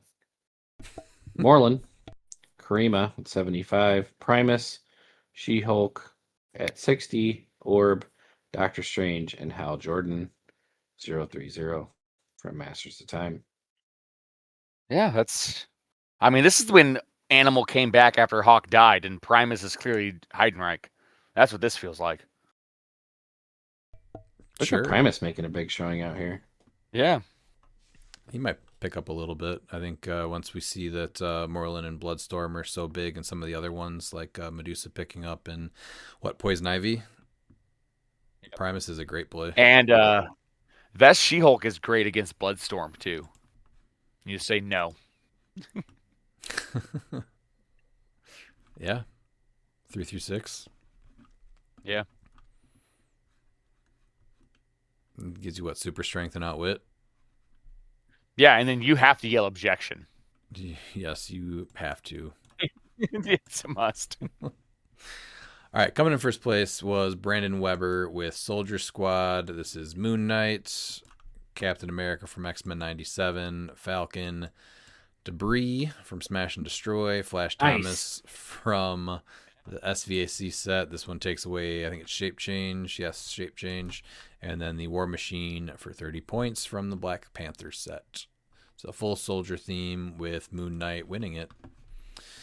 So the last event of the weekend was also the first event that theme won.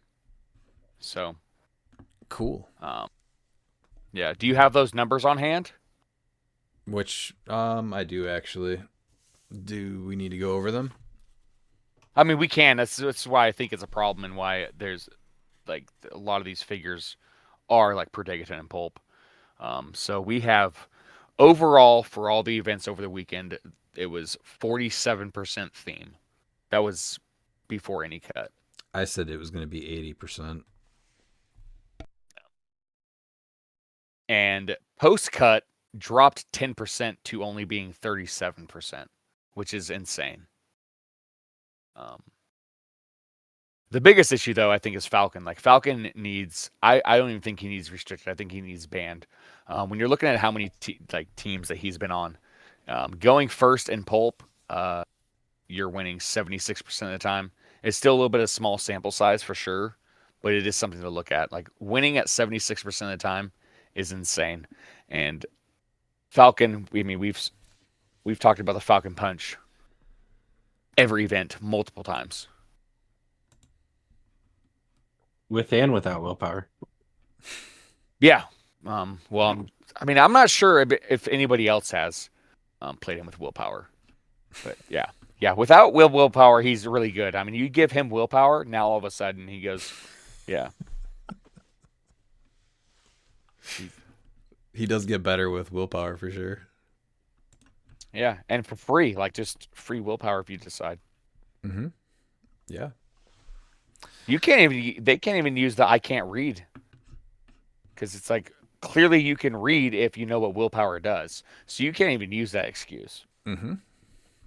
All right, let's just go over the dumbest shit that everyone played. So Bloodstorm was actually number 1. And then Madison and then Morlun. So obviously the Morlun Bloodstorm teams are going to be taking over. They won quite a few events. They placed well. You have Moon Knight. He's number 5. Timebreakers are in there as well. The Shuri, that's the TK giving you vibranium things. Dr. Elia Gregor going along with Bloodstorm and Morlun. To buff, you have Blue Marvel at number 9. Orb at number 10. That Doctor Strange at number 13. Red Widow, Falcon. I think those are the biggest pieces. I mean, are right? you really surprised at top 10? Yeah, because the top 10, both Stranges are tied. Both were on 12 teams. So, I mean, realistically, you look at the top 10, that's exactly what we were. I was thinking exactly of like the problem pieces. Like Bloodstorm's obvious with Morlun. I mean, you team them up, and it just goes to show. Blue Marvel. There wasn't as many Falcons. Falcon hit. Where did he end up? He's got 8 teams. I'm actually surprised. Kazar was 14 teams and Valken was 8.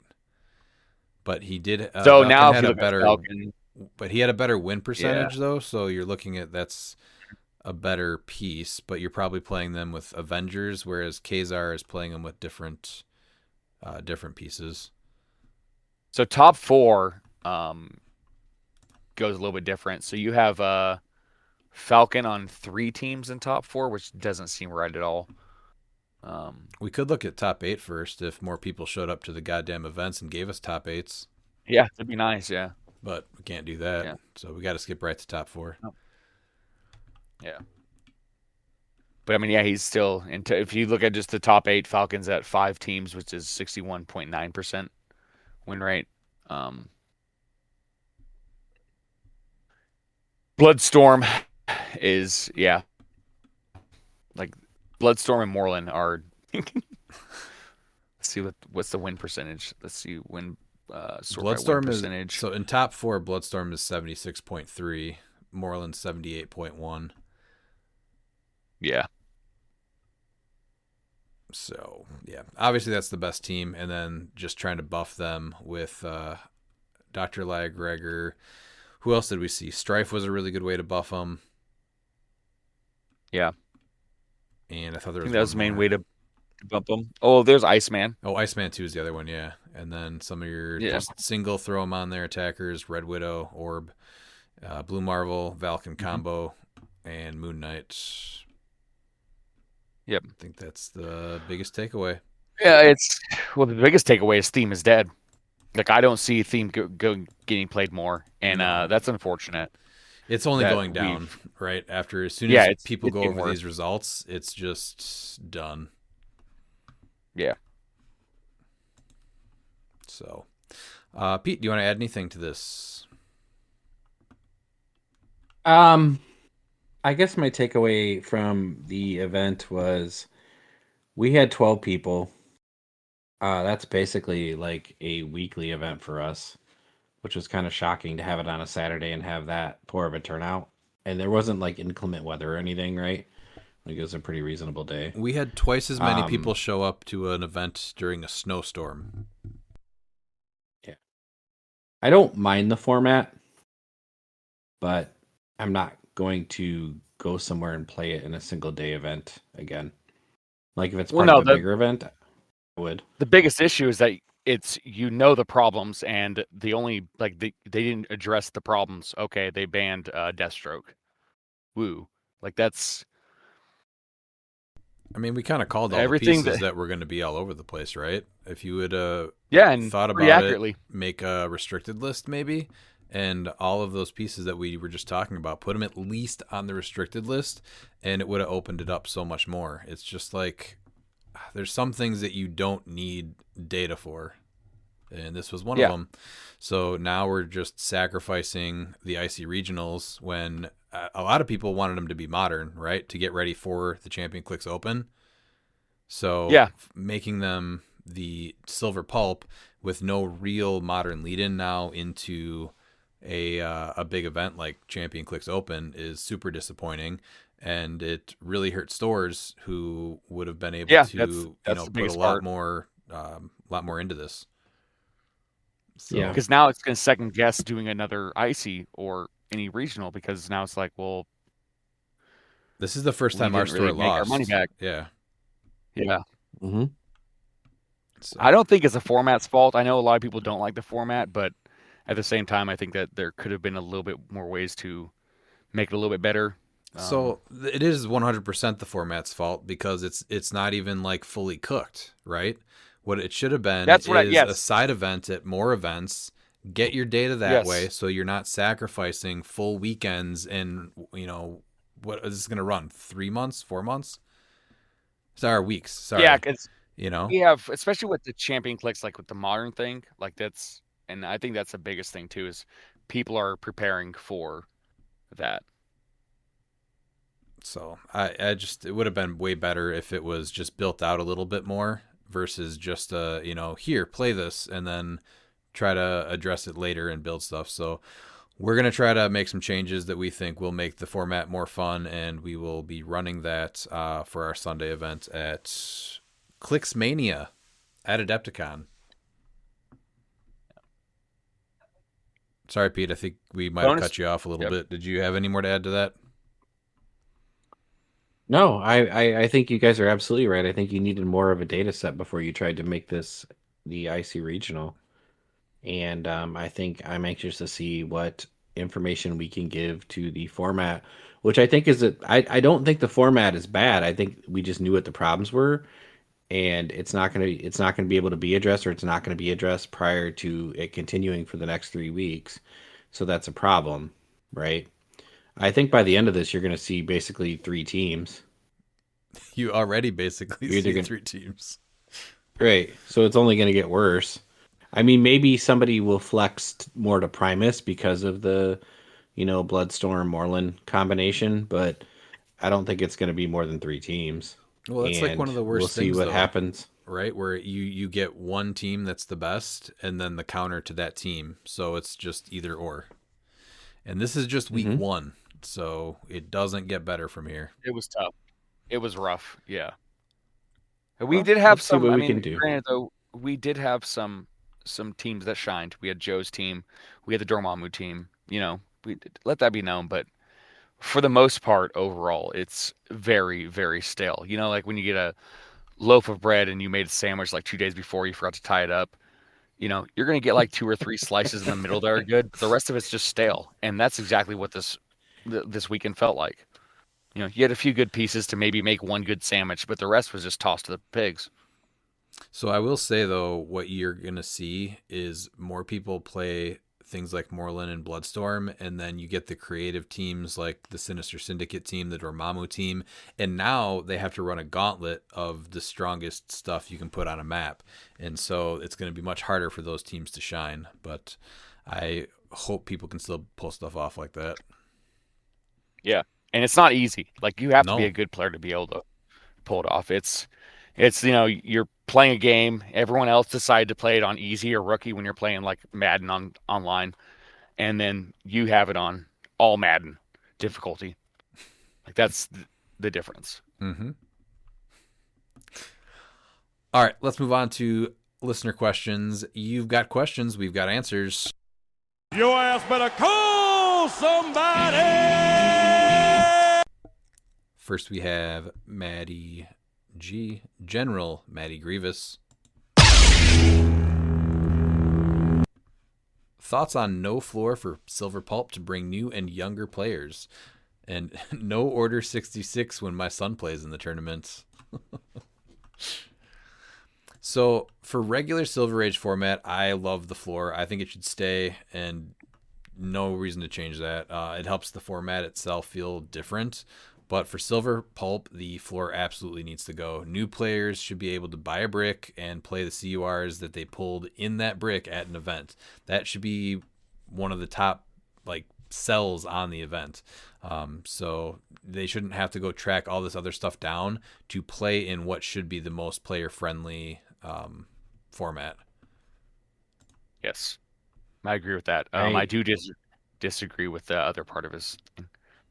What's that? No Order 66? No, what? Yeah.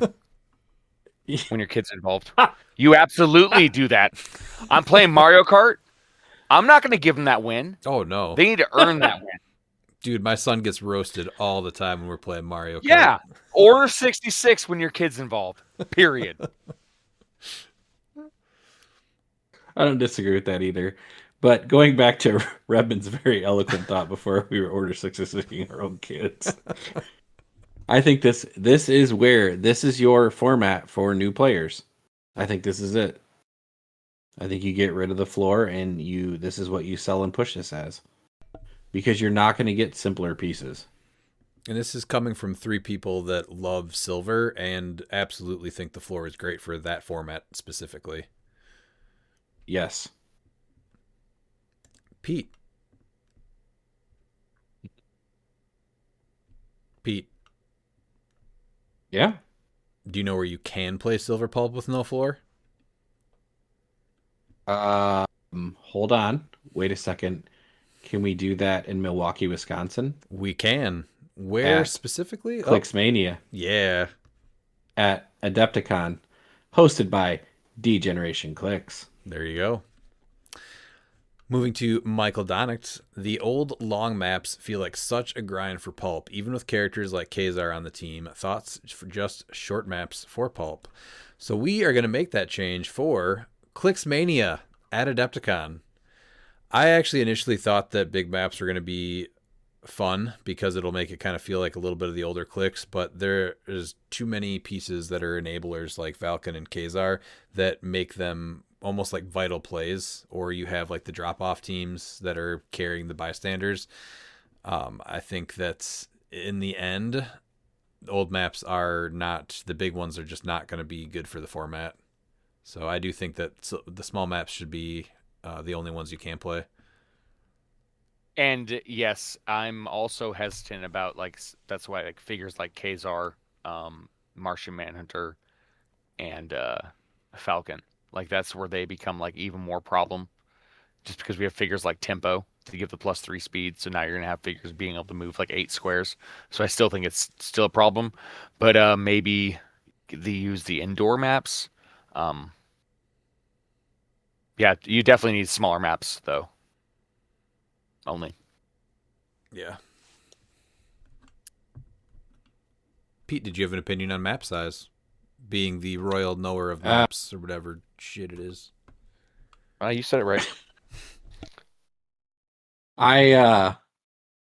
All maps are amazing, but not all formats can tolerate all maps. And in this case, as the official royal knower of maps, I'm inclined to agree. Now, I will tell you that I did have one long map on my build, but I never even reached for it because I was like, there's no way my team's getting across this. So we're playing all short maps today. Well, you did say a half truth about Clixmania. We are only doing small maps, but what I think is more important, as the royal knower of maps knows, we are only allowing Monster Island. That is not true. Yes.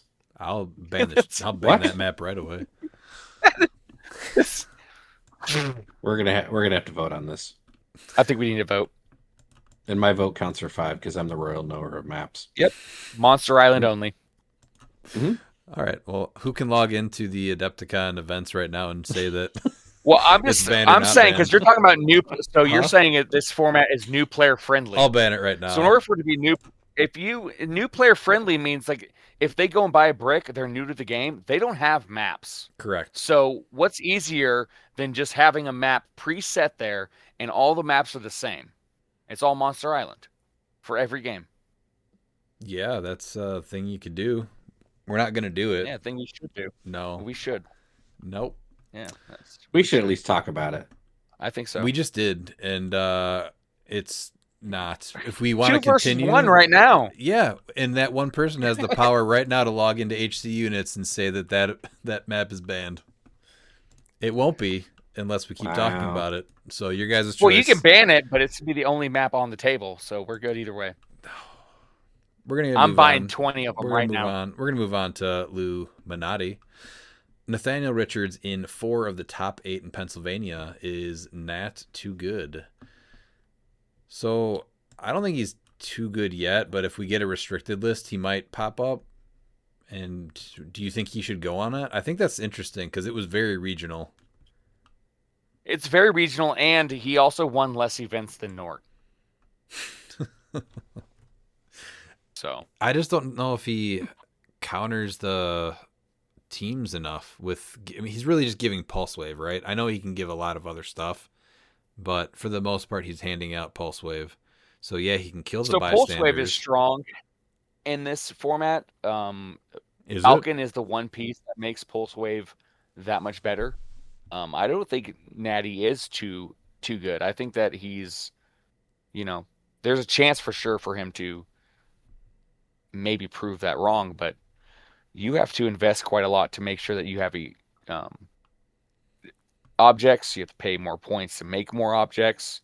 So That's a he's free only pulling action, it off right? once. Yeah, and he's going to be pulling that off once unless you're going to be having him in the fight, which means that he's going to die pretty quick because he's pretty easy to KO. How many times So is he going to be pulling it's it going to off? help. Maybe once. Okay. He'll pants Well, himself twice. Hopefully Yeah, twice he- if you're lucky. Yeah. Yeah, he's it old. pulled off. Nathaniel Wrenches is old. Like, you're lucky it's Just once. like Illuminati. Yeah. Illuminati would be Ow. lucky to get one off too. Let's go to Joe Ruffing. Joe Ruffing says, should I have played this instead? Well, Joe, you won, so probably not. But let's take a deep dive into this other option here. Oh, he had Executioner I can on tell the you why team? he should have. Oh, I can tell you why I he actually should've. love this team. Why? Well, It's themed, Let's so go no. into it first. Karima from House of X, Executioner from X-Men 97. Oh, the rare Bastion that could have earned him a slick $100. Then Omega Of Sentinel. my hard-earned money. Yeah. Yeah. Uh-huh. Then Omega Sentinel with the X of Swords, from the X of Swords, I should say. Bolivar Trask from XDPS. Valerie Cooper from X-Men 97. Orchid Soldier from X of Swords. Bolivar Trask from X-Men 97. Friends of Humanity number 23. 006 Friends of Humanity and the Sentinel Technician. Oh, the other one's actually the XDPS one for 10 points. Sideline, Amanda Waller, another Bastion. And then Sentinel and Skrull Spy. He wants $100. Yeah. That's it. Yeah. I guess Joe didn't need it. No, I guess You not. know. Joe Bastion. Man, I would have loved to see a Sentinel team though be at one of these events, but yeah, I don't see it winning. It did. If have he would have Bastion on won, so let's just, in this crazy world, let's say that he did win and this was the team. Would we have to say Bastion's good? No. it. No. No. We would say the truth. Joe's an exceptional player and team builder, and he managed to polish a turd. If Joe wins with Bastion, like 100%, like I think that Joe just becomes like the uncrowned world champion. Well, it the does look decade. like what he was trying to do was have some of these easy pieces get killed, and then there's 4 or more in the KO area, and then you can replace them with the other Bastion. Yep. Yeah, but realistically, that Bastion can't be healed past, like, he only heals 2 clicks. So that Bastion just gives up 125 instead of 60. Still better than the 60-point rare. No. Sadly, I would rather have the rare on the map than the one on the sideline on click is third to Yeah, last that click. was better. I know. It sucks to say that. Yeah, I do like this team, Joe, but unfortunately, I don't see it winning like the Do it. amazing Sinister Syndicate team. But hey, now that you took a win, why not try it out at a different Icy Regional? I guarantee you there is space at one of the tables at any one that you can attend. That's for sure true. All right, then we have Anthony Barnstable. What do you think is driving the difference in attendance between Rock States and CCO Icy Regionals? Is it burnout from too long of a competitive event period going on? Pricing, something else? If so, what? What did locals in your area say hurt their attendance? So absolutely, people did not want to travel to play Silver Pulp. Again, I think that there's potential there, but the thought to have it be healthy was not put into it first. The pricing obviously wasn't it. All you had to do was show up and you got a brand new LE, and still did not happen. So it's just people did not want to travel to play in a format that was not thought out. No, Beta. there's never been a time where any CCO pricing was an issue. No. Yeah, no, It's that's not a thing. the format feels like it's in beta testing just when you see how quickly it was thrown together, because it was originally supposed to be modern and then it was changed to Pulp 300 and then we had to wait for the ban list. Yeah. Yeah. With the conclusion of your Rock States wrap up, what are your takeaways from Rock States and why? Silver keeps getting better. An updated watch list with some additions to the restricted list would be great. Modern, though, continues to be plagued by terrible elements. So my entire takeaway, and this is for Silver as well as Modern, the game has devolved into what you can't do more so than what you can do. Agreed. It's about limiting, and that's just not good. You shouldn't have something that just says you can't do. If you look at everything that, sorry, you can't do that. You can't do that. Like the game's devolved into a floodgate type scenario, and it's just not in a good place. There's always going to be people that enjoy those types of plays, but when you're thinking of the health of the game and trying to grow a community, that is not how you grow a game as niche as cliX. We're not like Magic where we have, 500 people showing up to events. We don't even have a tenth of that. No, not at all. I agree with you, though. Pete? I don't really have anything to add to what Miles said. I completely agree. All right. Moving on then. Question for Maps Peterson, royal knower of maps of Pete Generation cliX. What is one map you royally know of your royalness? Monster Island. Well, Yeah, that's boom. Thanks for answering it. wow. No, go ahead, Pete. Wow. Don't even let me. Really? Yeah, no, I want to. I want to hear. I'll pause right now and listen. I know many, many maps. I know I know Major Brock's Bunker. I know the Brock and Roll Concert. I know Cramtorian's Imaginatorium. But you know what I know the best, Redman? What's that? Wakanda from Earth X. Ah, yes. Another one of those maps that really just has some hindering on it, and that's it. Real cool, Pete. I don't know And how you Monster can hate Island. Monster Island. And Yeah, Monster Island. 'cause And Monster Island. That's Yeah, like your we're getting favorite there. keyword, and you like islands. I do. Like I don't know how you can hate Monster Island. Because it's Well, just he basically hates running your paper face. maps. I do hate paper maps. Yeah, he does. He's an elitist. Yes. Yep. If Monster Island was on a neoprene map, he would love it. That's not true. It's literally Feel like just it's run a up little in your true. face and smash and bash. That's what we're doing. That Except is- now you're not doing that because now it's run up in your face and flip 2 1-shots and don't do anything for a few rounds. Yep. Yep. Now it's flip and flap. Flip and flap. Yep. I still think my favorite map of all time, though, as the Royal Nova great maps, is Latverian Village. Is cliX really just going to become Yu-Gi-Oh now, and you're just holding like the Halt Mutant card? Yeah, I mean Well, at this point, yeah. So the weird thing is, though, is that in Yu-Gi-Oh, there's just cards, though, right? Yeah. There's not actually like little plastic creatures and dice, or am I misunderstanding that game? I mean, in he's a way, thinking of the cartoon. for the first couple turns. That's how HeroClix is now too. It's just cards.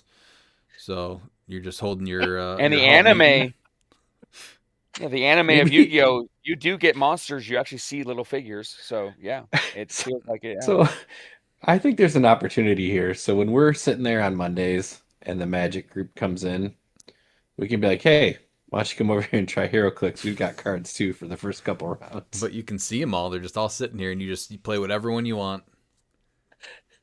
Yeah. All right, let's Yeah, head you don't even have to to draw 'em. Mark Bird. If you guys get the time to get the calculators out, how many Beetlejuiceburg teams were played across the Rock States series? Well, Mark, there's actually a really great tool with the HC Units meta tab, and I feel like we can find all that stuff out very fast, maybe. So first question was, what was it? Played across the Rock State series, so that would probably just be main force, right? Yeah. Yeah. So, and I'm sure we will see quite a bit. Just modern, obviously, and all players. We can't search for just a unit by name, can we? No. Not yet. Not yet. We haven't given Clay his list of demands this week.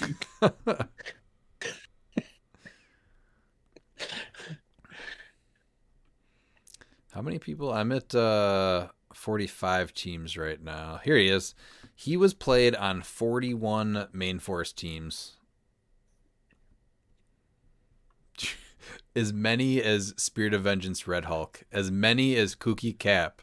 As many... So... Oh, one less than Hold on. White Shirt Scott Porter and Wally West. But you need to add that to how many Lokis. Because that's what they're doing, right? No, this is main force. This isn't sideline bullshit. Right. We're just talking about main No, force. but I'm saying that essentially you're going to get the same effect with a Loki, the Chase Loki. Just cheating them out? 17 Chase Lokis are on top 8. Yep. Okay. Yeah, it's the same play. Yeah. It's just you have a battery instead of just putting the 100 points on your force. Both are terrible. So, yeah. Yep. How many made top cuts? So top 8, 24. There you go. Okay. With a 70% win rate. That seems like a very reasonable amount. Yep. And finally, how many won rock events? I expect there will be 0 winners, and the point behind this question is highlighting the figure to be disruptive, but not a winning piece. It actually won 3 states events, so yes. There were 3. But in the end, that's a very true statement that there were still 0 winners. The opponents, the people that ended up in the number 1 spot, all losers. Every single one. I got to disagree there. So With I got to what? disagree with 0 winners. Okay. 0 winners. What do you want to say then, Miles? Everyone wearing a Baloo the Bear shirt is a winner. All right. I did wear my shirt this past week. Yeah, that's a winner right there. And the Man Cub, Caleb the Man Cub with him is another shirt that, people wearing that, those are also winners. Caleb ordered it. And you know what? Right? Why? Did he? Did he? I don't know. I can check. Let me know. While we're on the subject of shirts, Jeremy Talaronik had, as far as I know, a 1-of-1 original Tribal Chief Pete shirt, and it was amazing. That is a 1-of-1. Yeah. Yes. There's some art on the back that says OTC, and it stands for owns the collector but doesn't win with him. So I laughed so hard when I saw that shirt. Oh, so great job, boys. Great Solid job. shirt. Am I still a better collector player than Aaron, though? Yes. Yeah. That's an easy one. Okay. All right. Number 2. Any figures you feel were surprise showings through the Rock series? It was delivered to Caleb. Nice. So he's got it. February 9th. He has it. Should get a picture of him wearing it, actually. I need it. Yes. I need it. Any figures you feel like were surprise showings at the Rock series? Man, I feel like we're so far removed from states already. Ours was a while ago. Revin had so much trauma from this last pulp weekend that he just blanked out all of Rock states. Absolutely. Yeah. I got so much going on. I seriously build a team right before events right now, and whatever happens, happens. I'll get back into practicing and actually caring soon. Whatever, just do what I do. That's what I do. I don't practice. Miles, you I'm send like me Allen 3 Iverson. teams a day minimum. Building teams and practicing teams are totally different. Yeah, I agree with that. That's fine. You still got it on the brain. The last time I sat down and I was like, all right, this is going to be fun to build was 2024. I can't say that it's fun to build. It's me trying to come up with a positive, like trying to force myself, okay, I can do this. Let's see if I can try and make this work, because I don't want to just completely get away from it and just say, you know what, I'm done. So I have to try and make up lies to come up with reasons for why I should play something. Sure, that'll work. As long as it keeps you with us, Miles, anything is fine. Yeah. That's Yeah. what it is. Yeah.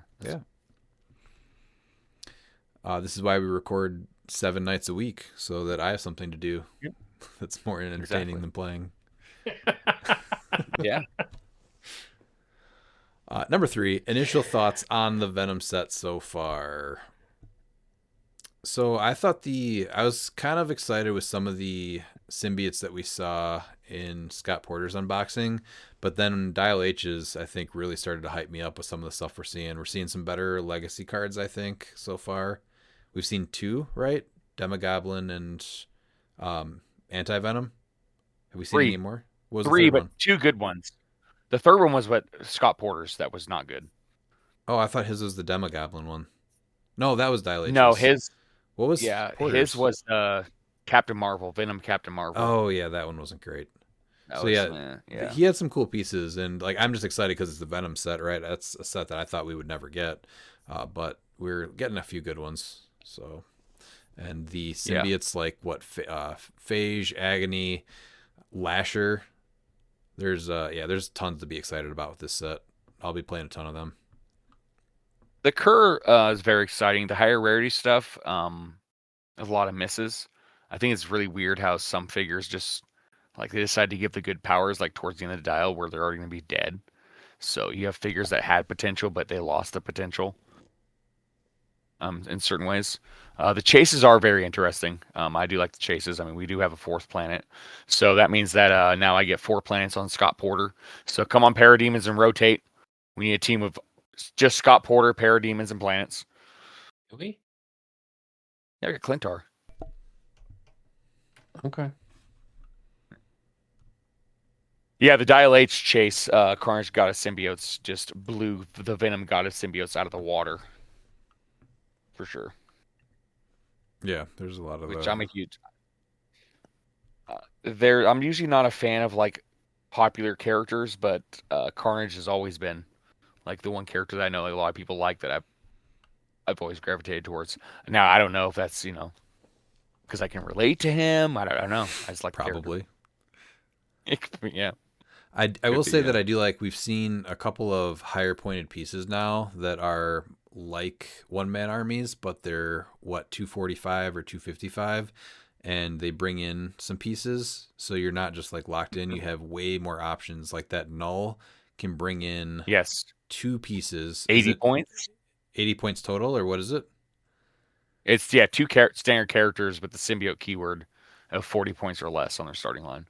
Yeah, so like you actually have like ways to build around him a little differently then, and then you still have, I think he's 245, right?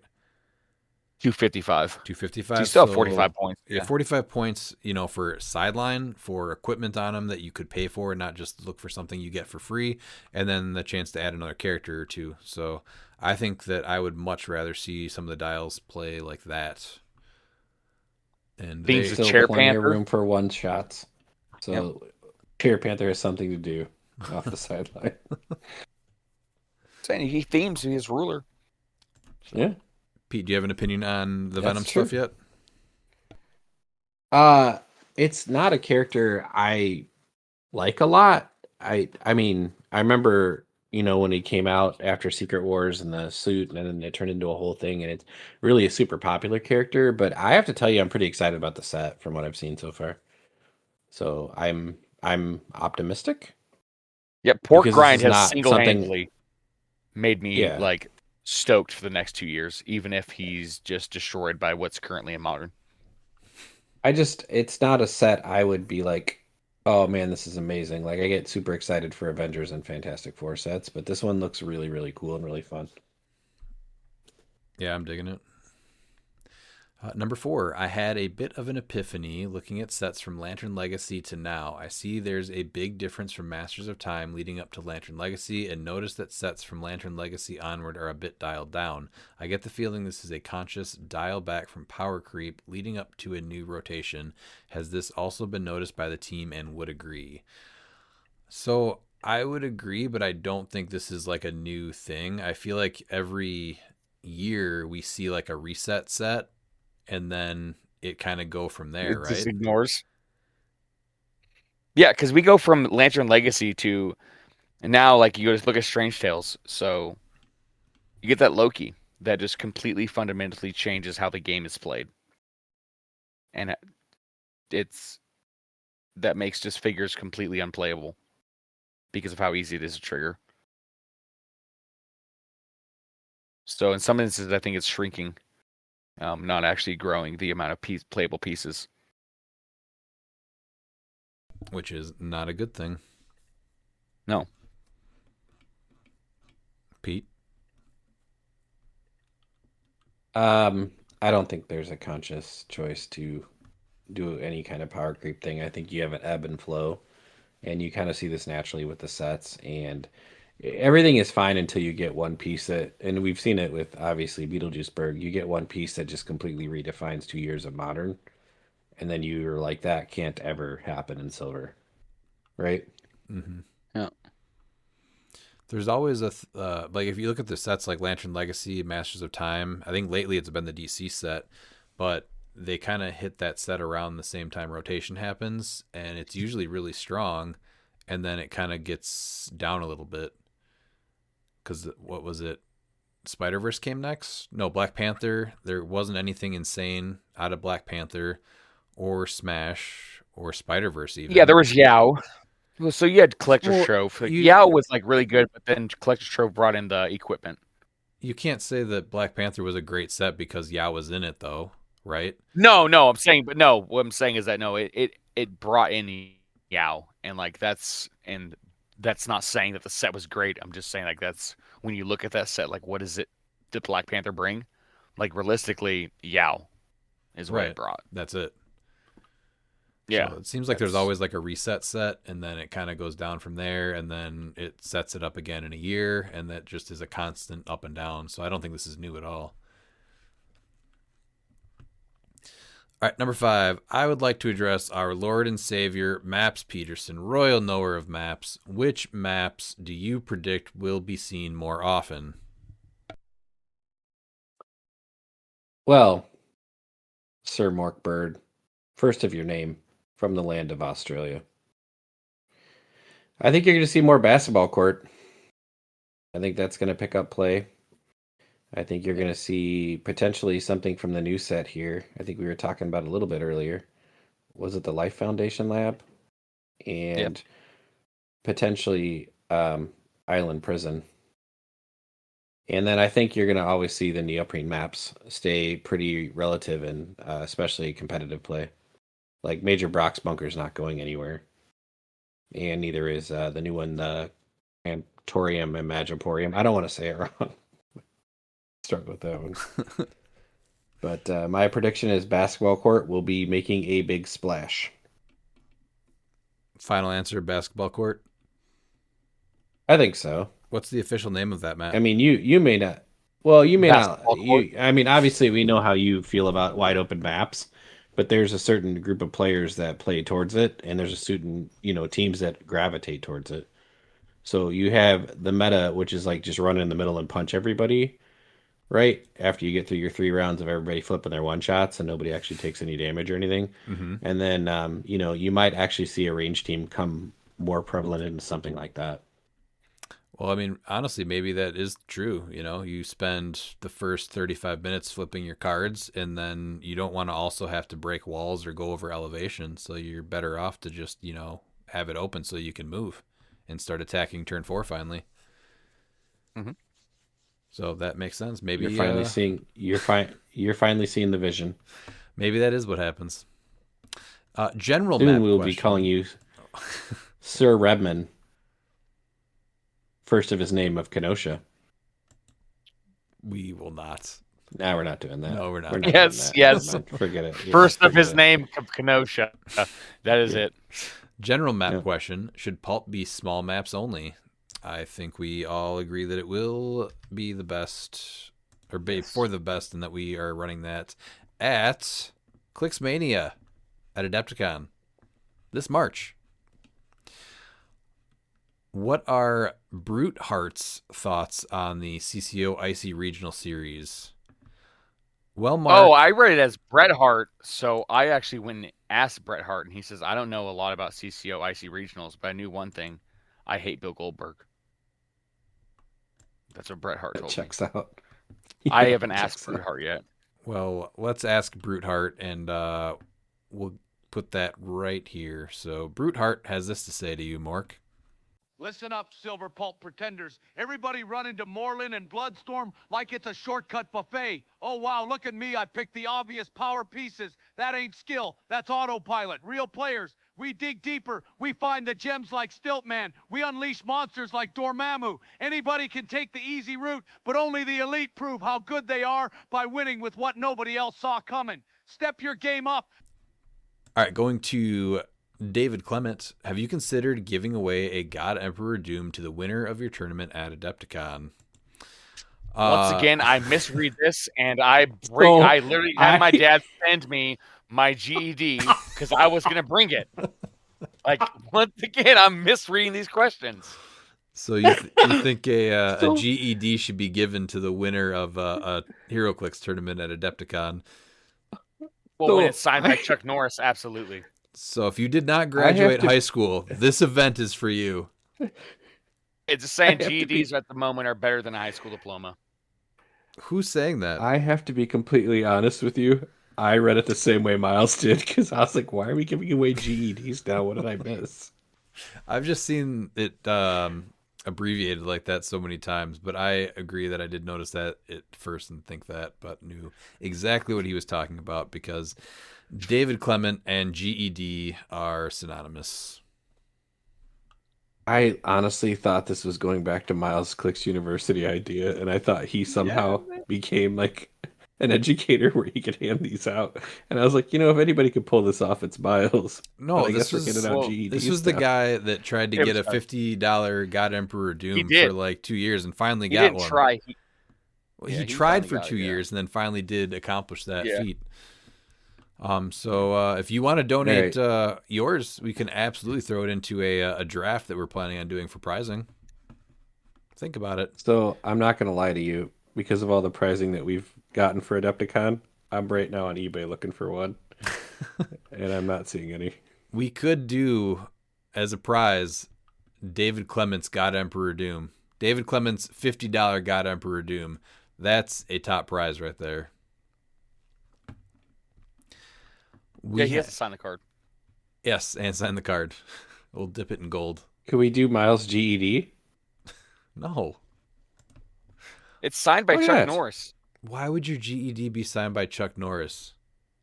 Because I didn't have anything else on me, and I just stumbled across him. Again, I have no I mean- idea if you're telling a true story or not because This is facts. My dad still has it displayed. I didn't have to send it, and it's backwards to where it shows Chuck Norris's autograph. Not that I have my GD. is that true? Yes, it's facts. I'll have him take a picture of it. Oh my god. Yes. And you wonder why I just totally don't know if you're ever telling the truth or not because there's stories like that. Yes, but no, that's this just is- like that sounds Yes. insane. This is facts. Yes. You've told me more believable fake stories. Yeah.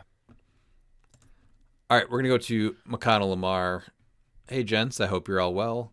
After the first weekend of Silver Pulp, what did you like and why? I liked Redmond? that the low turnout allowed me to buy the remaining LEs, and now we get to use them as Adepticon prizing. That's it.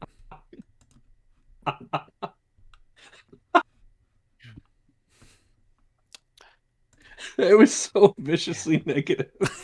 That was positive. It's what I liked about it. Oh, okay. Miles, do you have any thoughts while I recover from that? And I don't know, so it's tough. I want to say that, I like the fact that they did Silver Pulp, even if I don't think it was executed properly, in a timely fashion. I understand that, some things just don't happen that way. But they could. I mean, Nort won an event, so it's kind of hard for me to say that it's in a bad spot. It's hard for you to say that? I feel like it's really easy.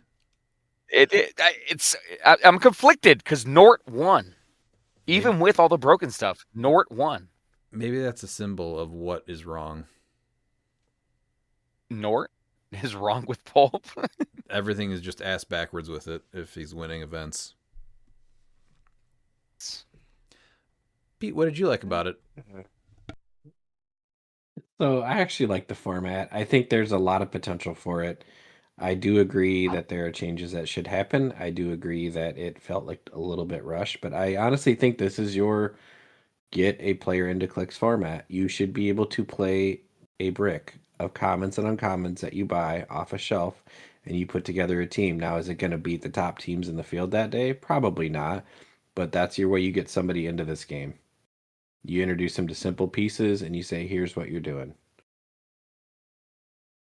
Because the idea of introducing them to modern or silver is like, wow, that's a lot. Yes, and right now I think it's harder than ever to introduce somebody to any competitive part and be like, hey, you should play this with me.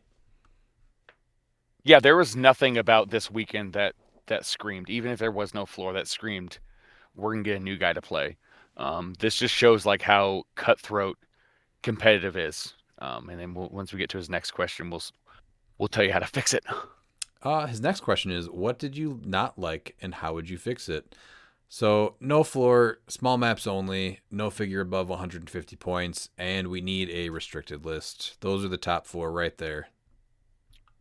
Yes. Yeah, and I know you're going to have obviously some players. Oh, I just want to play what I want to play. There's a difference when you have a competitive scene, and this goes for every competitive game. Certain things that just are unhealthy for the format, and they don't want to drive away potentially new players, and so they restrict certain things. That's not bad. That in fact shows that the game that you are playing is healthy when you have a restricted list. Every game besides cliX for Modern, like their main format, have restricted lists. Well, when you're looking at this format that's how many years now? 10? When is Superior Foes? Yeah, 10 years, yeah. 10. So you have 10 years of figures and just things interact differently that never thought would interact together. So a restricted list to make it healthy is necessary. You can't do this without it. Or ban. Yeah. Bigger, deeper ban list if needed. But I think starting with a restricted list is a good idea. Pete, how'd you fix it? I think the points cap on figures is big. I think it's obvious how good Moon Knight is and how good Black Adam is. And I think if you drop the thing to 150 points or less, that makes it better. I think certain figures like Falcon, like that just can't really exist in this format. You know, just doesn't, it just leads to really poor combos. And I think going down to smaller maps is good.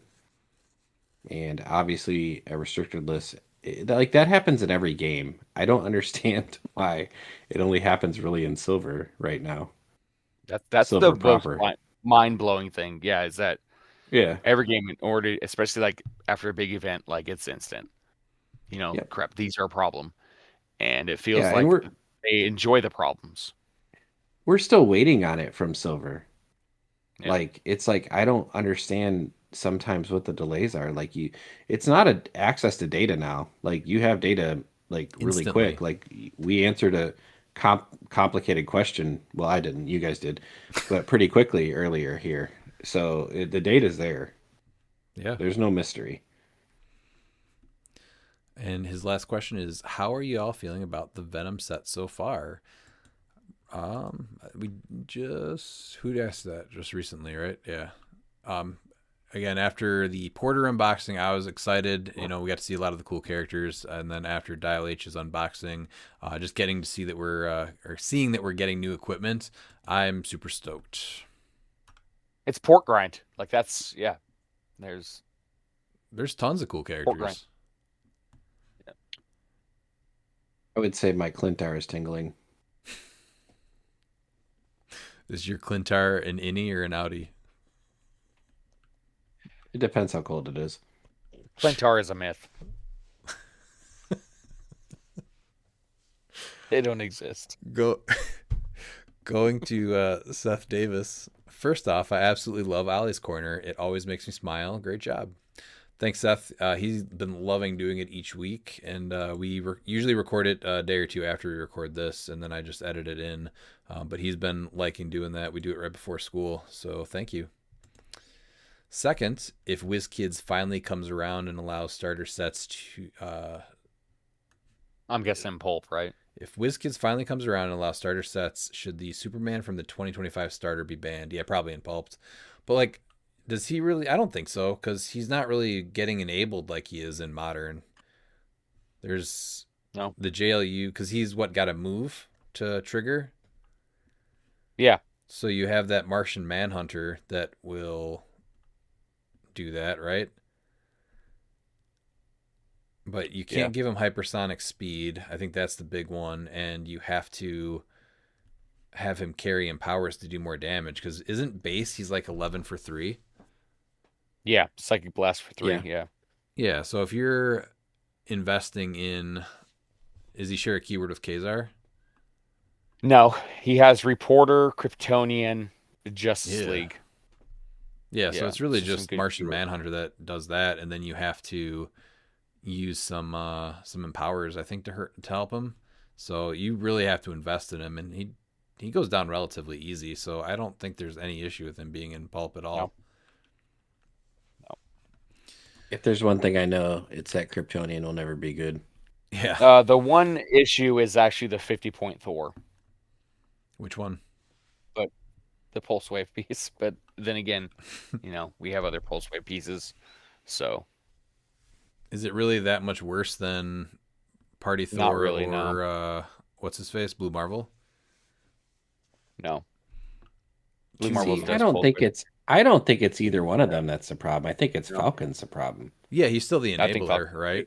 But yeah, you have to have Pulse Wave in this format. Yeah, it helps deal with Mystics. You just don't need that. Is terrible. Yeah. Yeah, right. The only Pulse Wave piece that was a problem was Deathstroke, and that's just because you roll a D6. So like, we're gonna deal, up to 6 damage to one figure. Like that's where there's still a insane. chance though of that you don't. I've seen many times that move backfires. Like I was just irritated with the piece and how it's shape change, mastermind from range. The mastermind from range I think is more irritating than the pulse wave. That's can on the stop click absolutely is, yeah. Yeah, that's what's a pain right there. But the pulse wave, I've seen it where somebody pulse waves and they actually their attack roll they only hit their character. So they end up just pulse waving their character.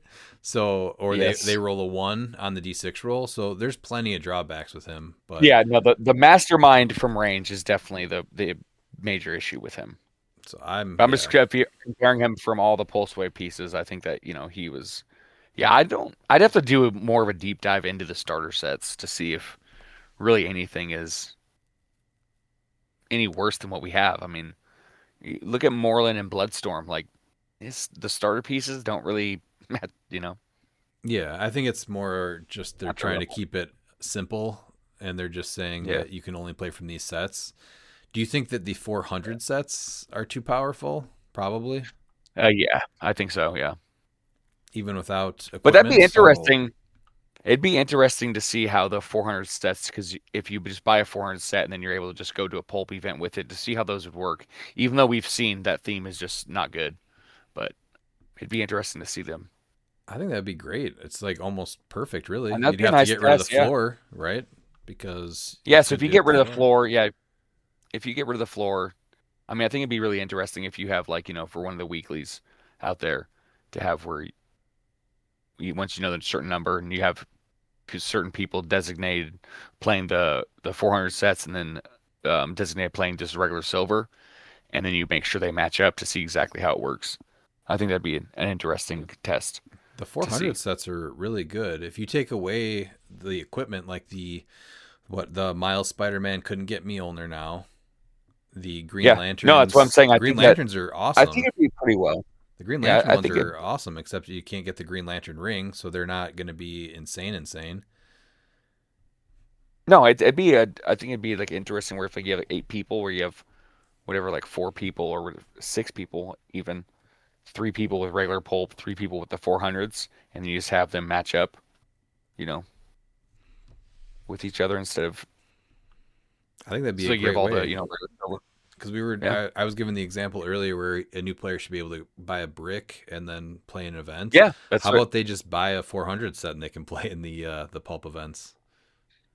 Yeah, So that's a great idea. Oh, actually, that wasn't even this question. That was just our idea. it was the starters. It was the starter The sets. Yeah. starters. It just kind of moved on to that. Natural That's how it evolution. Well, it usually just made goes. sense with it being 4 points. Yeah. So that's where Yeah. and the starter sets are pretty much the same too, right? Because you get 5 figures, so that's 375 if you play them all at full, right? You get four. No, you get four Is it figures. 5 or 6? It's 4. Okay, so it's 300. Okay, Yeah. still, But you don't have to play everything from a sealed thing, though, either. You know, you can still buy a starter, have 300 points, and just fill it out with 100 more from whatever. Mhm. But it's an easy way to get playable pieces, and you know what you're getting. Way more affordable. All right, let's go to Sablewin. Morlun and Bloodstorm teams. How are you choosing to beat them? Pulsewave, Primus, some secret third thing. I think Pulsewave is your go-to, right? Just Pulsewave everything now. yeah, for a few months until Venom becomes legal. Then yeah, so and Primus. I think it depends what you're looking to do. Pulse Wave's easier, but if you want to build a team to do it, counters a lot of things, honestly. And then Gore comes out, and then those teams are unplayable. Is Gore's a super rare though, isn't he? No, he's a rare. Oh, jeez. No, he's a rare. Yeah. Gore kills those teams. Those teams are done once he comes out. So once again, sorry, you can't do that. I love it. That's my favorite part of Clix right now. Well, so they'll be that Gore will get his pickup, and then he'll kind of go away. Yeah. I mean, he's still pretty good at low dial. Like you can Yeah. put him onto teams, but I think the more consistent thing would be honestly Primus, because Primus affects so many other things. Like you can't place by carrying, you can't TK into range. Like it's not just them generating. Yeah, Primus is very disruptive. Primus is like Halt Mutant, but as a figure. Yeah. And not as stupid. Yeah, he's not 5 points either. Correct. Yeah. A little more expensive. Yeah. Brandon Michael Bruner, Dormammu first place winner. When have you chosen to build around your favorite character, regardless of it being considered meta or the right choice, and wound up winning the event? I think my best one was Emperor Gladiator. I love that piece and did pretty well with him. And I think that's the one I won the Pacific Northwest event in. Was with him. Yeah. Well, let's stick to the Pacific Northwest. And I with the first Clix League West, I played with not only the super rare regular Swamp Thing, but Ultra Humanite as well, and won the event. Which one? Oh, the Colossal, right? Dinosaur? Yeah, the Colossal Ultra Humanite, yeah. Gotcha. Pete, do you have an answer? Do you have So 150 points. Sorry. Half my team. That was half my team. Was those two figures? No, I suck at clicks. I've never actually won an event. My best placement ever was at a rock that was a sealed in second place. Now, let's be honest here. Okay, we're talking about events. We're not talking about whether it's monthly is an event. All right, and you won with collector. All right, you became the collector player. So I've had some okay success in the monthly. I think, but my favorite piece, that's a harder question. Like, what's my favorite piece? I mean, I loved Emperor Gladiator too. I played the crap out of that guy, and still do. Collector, I like a lot too. I just don't win with him often. Yeah. Favorite piece though? That's a great question. I'll come back to this.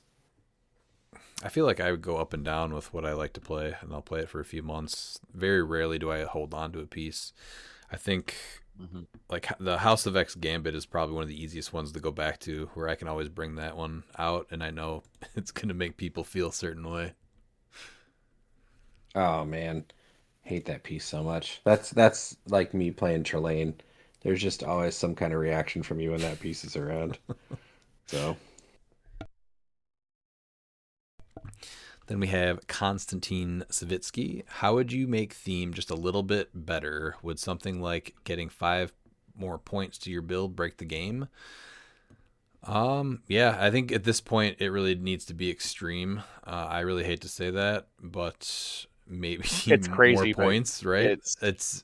It's so bad now. Like more points to your build, or the theme only one shots maybe that we were talking about, but the stuff that is broken and just the ways to enable stuff at this point is bad.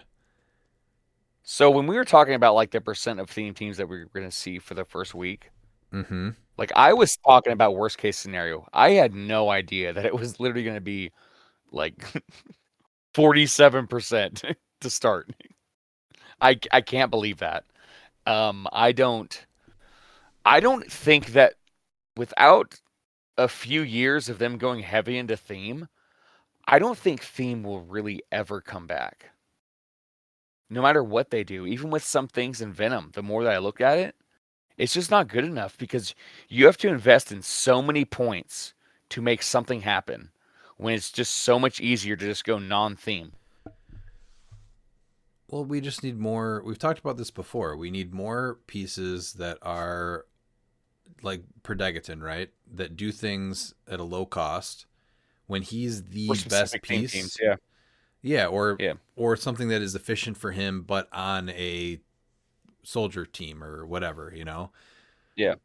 Or one shots is where it's at. When you look at how like the one shots, like those, like I think that you should be limited to, if you're unthemed, you only get one shot.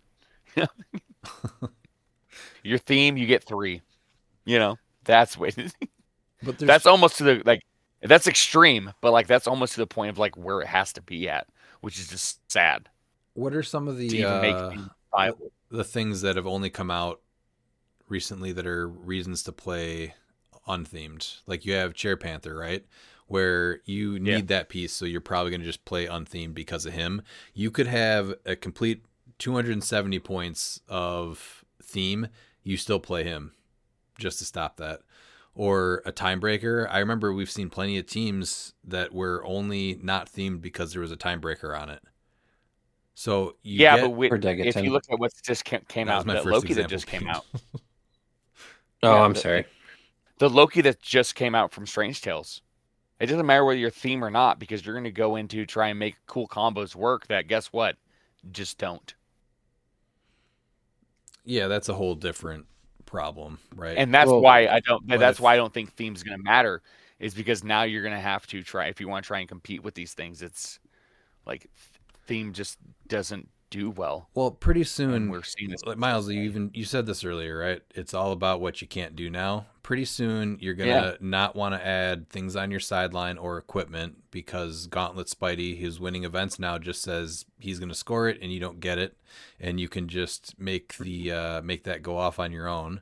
You don't get your free actions because of Beetlejuiceburg, and now pretty soon you're not going to get your team abilities or special powers. So it's like you have to build then with just boring pieces, right? Or you're going to get Halt Mutant. So now you have to play pieces that don't have special powers, so that and that's the problem there too. So if you want to stop going against those teams, which aren't being played a lot, but you still have to like be able to deal with them if you want to beat them, you're going to have to play these crappy teams that just lose to other stuff. And that's not fun to build with that stuff and try to build around that. No. You're going to play all hypersonic pieces. Yeah. Yeah, they need printed hypersonic. That's it. Reverse Flash sucks. Caveman Wally sucks. Mm-hmm. They got special powers. Yep. On a scale of 1 to 41, how disappointed are you in the Venom set legacy figure selection? I don't know if I'm disappointed. I think there's probably a couple other Venoms I would have liked to see. I wanted to see the Absolute Carnage for sure. Yeah. That was probably the biggest one. I don't know. I'm really not disappointed with the set though, or the selection that we saw. Spider Carnage would have been the only one, the LE, but I don't know if that's. I'm sure they have that in the warehouse somewhere. That would have been the only one. We did get Venom Iceman, who I think deserves a second chance. So I'm glad to see him because his sculpt is awesome. So Yeah, take that's that. I very mean, true. you know. I want to see that one. And I do like to just, tease you with horrible wax sculpts, melted wax sculpts, but man, that anti-venom that's like Puppet Master levels of bad. And the original Umar, that's bad. Like that should have never. The hardest thing for the Venoms are there were so many venomized chases that you want to see legacy, like what Captain Venom. There were whole chase themes out of what 2 sets or more. We had a few Kerr though, like that would have been cool. Like getting that Venom Cyclops, it just sucked. That was Let's make him good. Is that the worst venomized character? That Cyclops was terrible. Yeah, that's yeah. I mean, and we obviously saw the Venom Marvel girl, but yeah, the Venom Cyclops. She was is neat trash. though.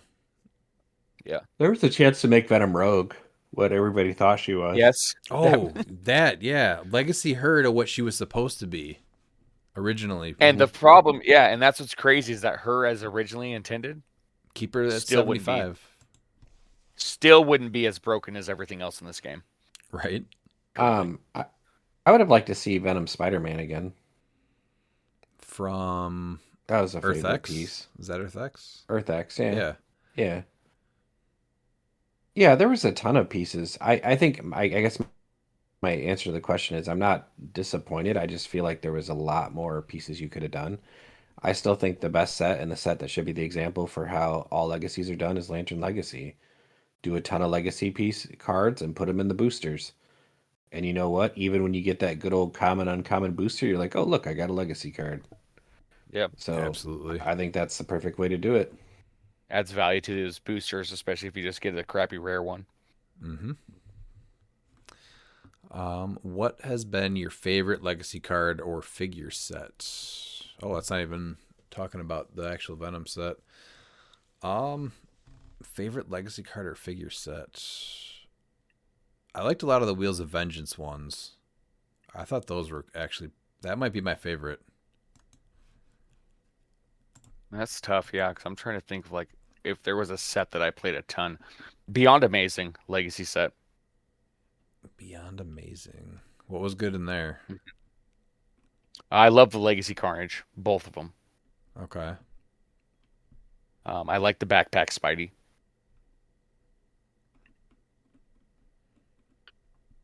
And then there was a few more. That one just came the first thing that popped in my head because that was the one where I actually played multiples of the Legacy figures. Trying to go over see where the.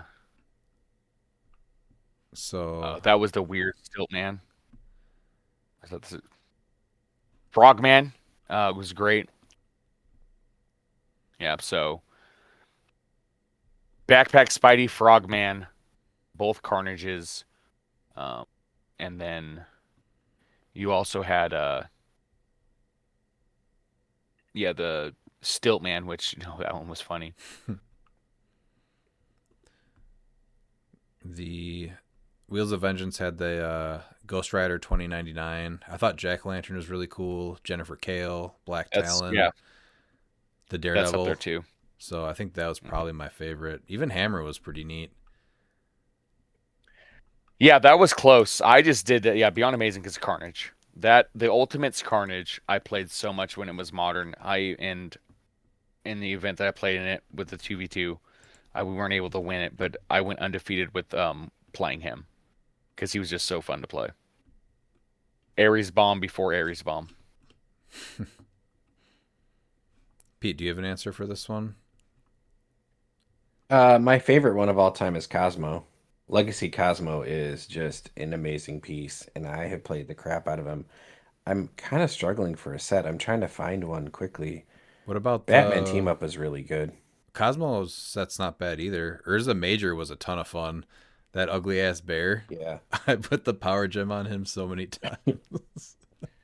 I think Batman Team Up might be one of the better ones though too, because you got Crazy Jane, right? Mm-hmm. You got that Atrocitus that you've played a ton. Chief. Batman Beyond, Hal Jordan and Sinestro. You got KC World's Green Lantern, Finest, yeah. KC Green Lantern. Yeah, that's like that one. That's tough. Yeah, that's a top contender for sure. Legacies. Yeah. But look at how many we got, though. Right? Well, that's it. I mean, legacies fall into one of two categories. Either you pull 7 of them like Mystique and they're all terrible, or you get the one good one. Well, Or, there's like Tri-Sentinel, where it's $125 and nobody has it. The Green Lantern one was pretty expensive. World's Finest was pretty expensive. There were 16 legacy cards in this set. Yep. There were 16? Holy crap, 16, I didn't yeah. realize that much. I'd love to see more legacy cards per set like that. I think that's a huge area of improvement for them. It just adds value to the set. It adds value to your collection. Yeah. Last question here from Constantine. Which figures from Strange Tales look great on paper but will not deliver in the real world like Nightcrawler Chase? I'm afraid Wolverine, Lord of the Vampires, won't perform as well as we all hoped. He might not. I think he'll probably thrive in Silver after he rotates, which I know is pretty far away. Miles, do you have an answer for this one? That was actually my answer because I've already talked about him. That Loki, so his trick doesn't even work with Loki once he triggers, and then you have Bloodstone as well that stops him from healing. Because who cares if all friendly characters have X-Men? They can't. You have to use team abilities. So I usually say that I don't anyway. Who cares who has X-Men? Yeah. I think sadly he's going to be one that's just, and as much as I do like the sculpt of Tony Stark, I think that he's one of those figures that people are looking at on paper, but I don't think he's going to be played as much. And with the amount of hype that Wolverine got, I don't think he's going to live up anywhere near that hype. I'm warming up to Tony Stark, Sorcerer Supreme. What about he's not being talked about. You know who I think won't get any play that should is the Prime Baron von Strucker. That guy makes insane Hydra teams, and I just don't think they're going to get built.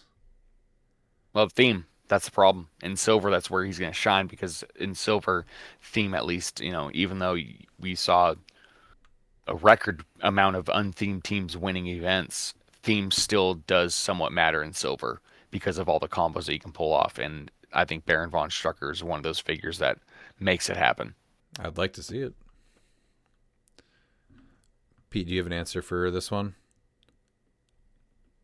I think Wolverine's probably the best answer. And I have one. Yeah, I think he's the best answer because, as Miles pointed out, the Bloodstone basically just is like, yep, that's not happening. So here's 10 points that stops a 90-point figure. Yeah, if he starts getting out of control, that's all it takes. Like, you don't have to really change your team builds. You just throw on Bloodstone. Very true. All right, and then last we have... Oh, what? He themes with Spider-Man. He themes with Spider-Man. So there you go. That's how you get Wolverine, Lord of the Vampires. Who cares if you have Bloodstone? We're taking them all away. All right. See, there you go. What if you don't go first and Loki takes away all your powers first? Or the other Gauntlet Spidey takes away your ability to do the same thing to yours. Yep. All real fun stuff, for sure. Yep. Last question of the night. Caleb Cadu. Nort is insanely good, even better in pulp. Prove me wrong. Not a big fan of Nort, even though he can be slightly abused. Miles, do you want to say something to Caleb before I say something not nice to Caleb? Well, you can say something not nice to Caleb. Caleb already knows that I've been the one tooting Nort's horn since the beginning. Oh, yeah, you've been tooting his horn nonstop. I don't need a nonstop. Oh, okay? yeah. And I've been nodding his horn all day. Oh, so he's tooting it to town. Yeah, that's yeah. I'm interested to seeing if Caleb has any takes that I'd be interested in listening to. Maybe... Nort won an event. I go ahead and I'll retire wanting to play Nort because he already won an event, so point proven. So he just joins the likes of Simon Garth and Lady Mastermind. Why don't you guys build out a few Nort teams together? That should be good. Maybe we will. Maybe we'll give him Assassin and then win an event with Assassin with Nort on the team. Good. I hope you do. Why are you the way that you are? All right. Final thoughts. Miles, what do you got?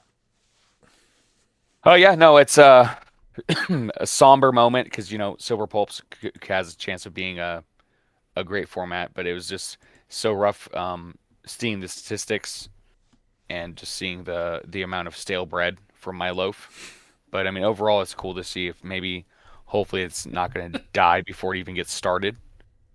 That is a huge problem because pulp, like that's the main issue with pulp is that it's like, oh, see, no one wants to play it, and so they just give up on it, you know. Yeah, I totally agree And with I that. wouldn't be here. I wouldn't be here if, my teachers did the same thing to me. If I'm Silver Pulp and the teachers are the players and they go, yeah, we don't care, you know? I do. I feel you. Pete, final thoughts? I actually had more fun with the pulp event than I anticipated. I think there's a lot of room for improvement, but I think it's actually a pretty viable format. My second final thought is I'm looking forward to the monthly this weekend. Fun clicks. For sure. I second that. I'm also excited for the monthly game this weekend. We will be streaming that on the YouTube channel all day. So check us out on there, and then we will be picking back up our silver side of Silver Pulp either this week, later, next week. And remember,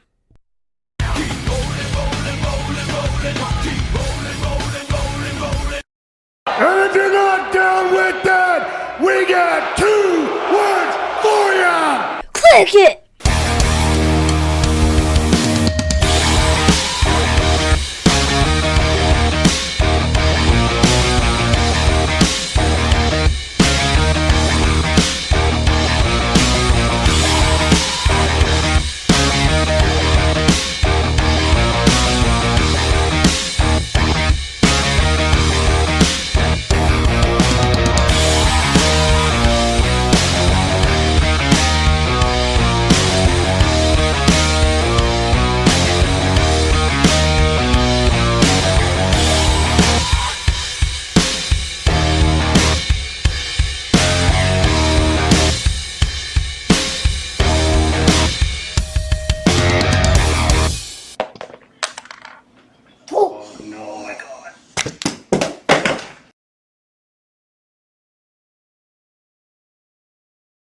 Dictator Redman. Can't believe he threatened to log in and change our event. Yeah, that's. What a chode. whoa. I hope that everyone sees this as now they're gonna make sure Monster Island's there, and I hope we have a round for every map. It's Monster Island. You know what's going to happen. Yeah, there's going to be a certain group of people that now, because he said that will just basically pack on Monster Island now. That'll hurt a little bit if that happens, actually. Very disappointed in the people if that happens. Let's see variety and having to think about maneuvering and placements. What makes clicks great? That sounds like a lot. Too much work. No, not. Yeah. Nope, it's not. That's how it should be. How am I going to know which one shots to flip when if I have to think about walls? That's a you problem. Yeah, thank God there's no windows or doors. Oh, don't get me started on windows. Let's bring Or back doors. windows and doors. Yeah? Well, if we can Yeah. get rid of one shots, I'll agree to it. How does one equal the other? They don't, but I hated windows and doors less than I hate most one shots. What did you hate about windows and doors? Were they just super complicated for you? No, because I would forget. I would just forget things. And I'd be like, damn it, I can't do that. What would you set this whole forget? turn up to not be able to do it. I couldn't remember what I couldn't do or could do. I know you could run through doors, but you couldn't shoot through doors. And it's just like, come on, man. And you could shoot through windows, but you couldn't shoot through windows. Just You terrible. can shoot through windows. They just don't break. The dumbest rule is that you can TK a character through a window, and then it's still a window, and you can't move through it. That's the only. I dumb mean, thing I guess about what it. would have happened if the window would have broken, though? Like, what are you getting from that? Now you can move through it. Better airflow? Sure. Yeah, okay, there you go. Sure.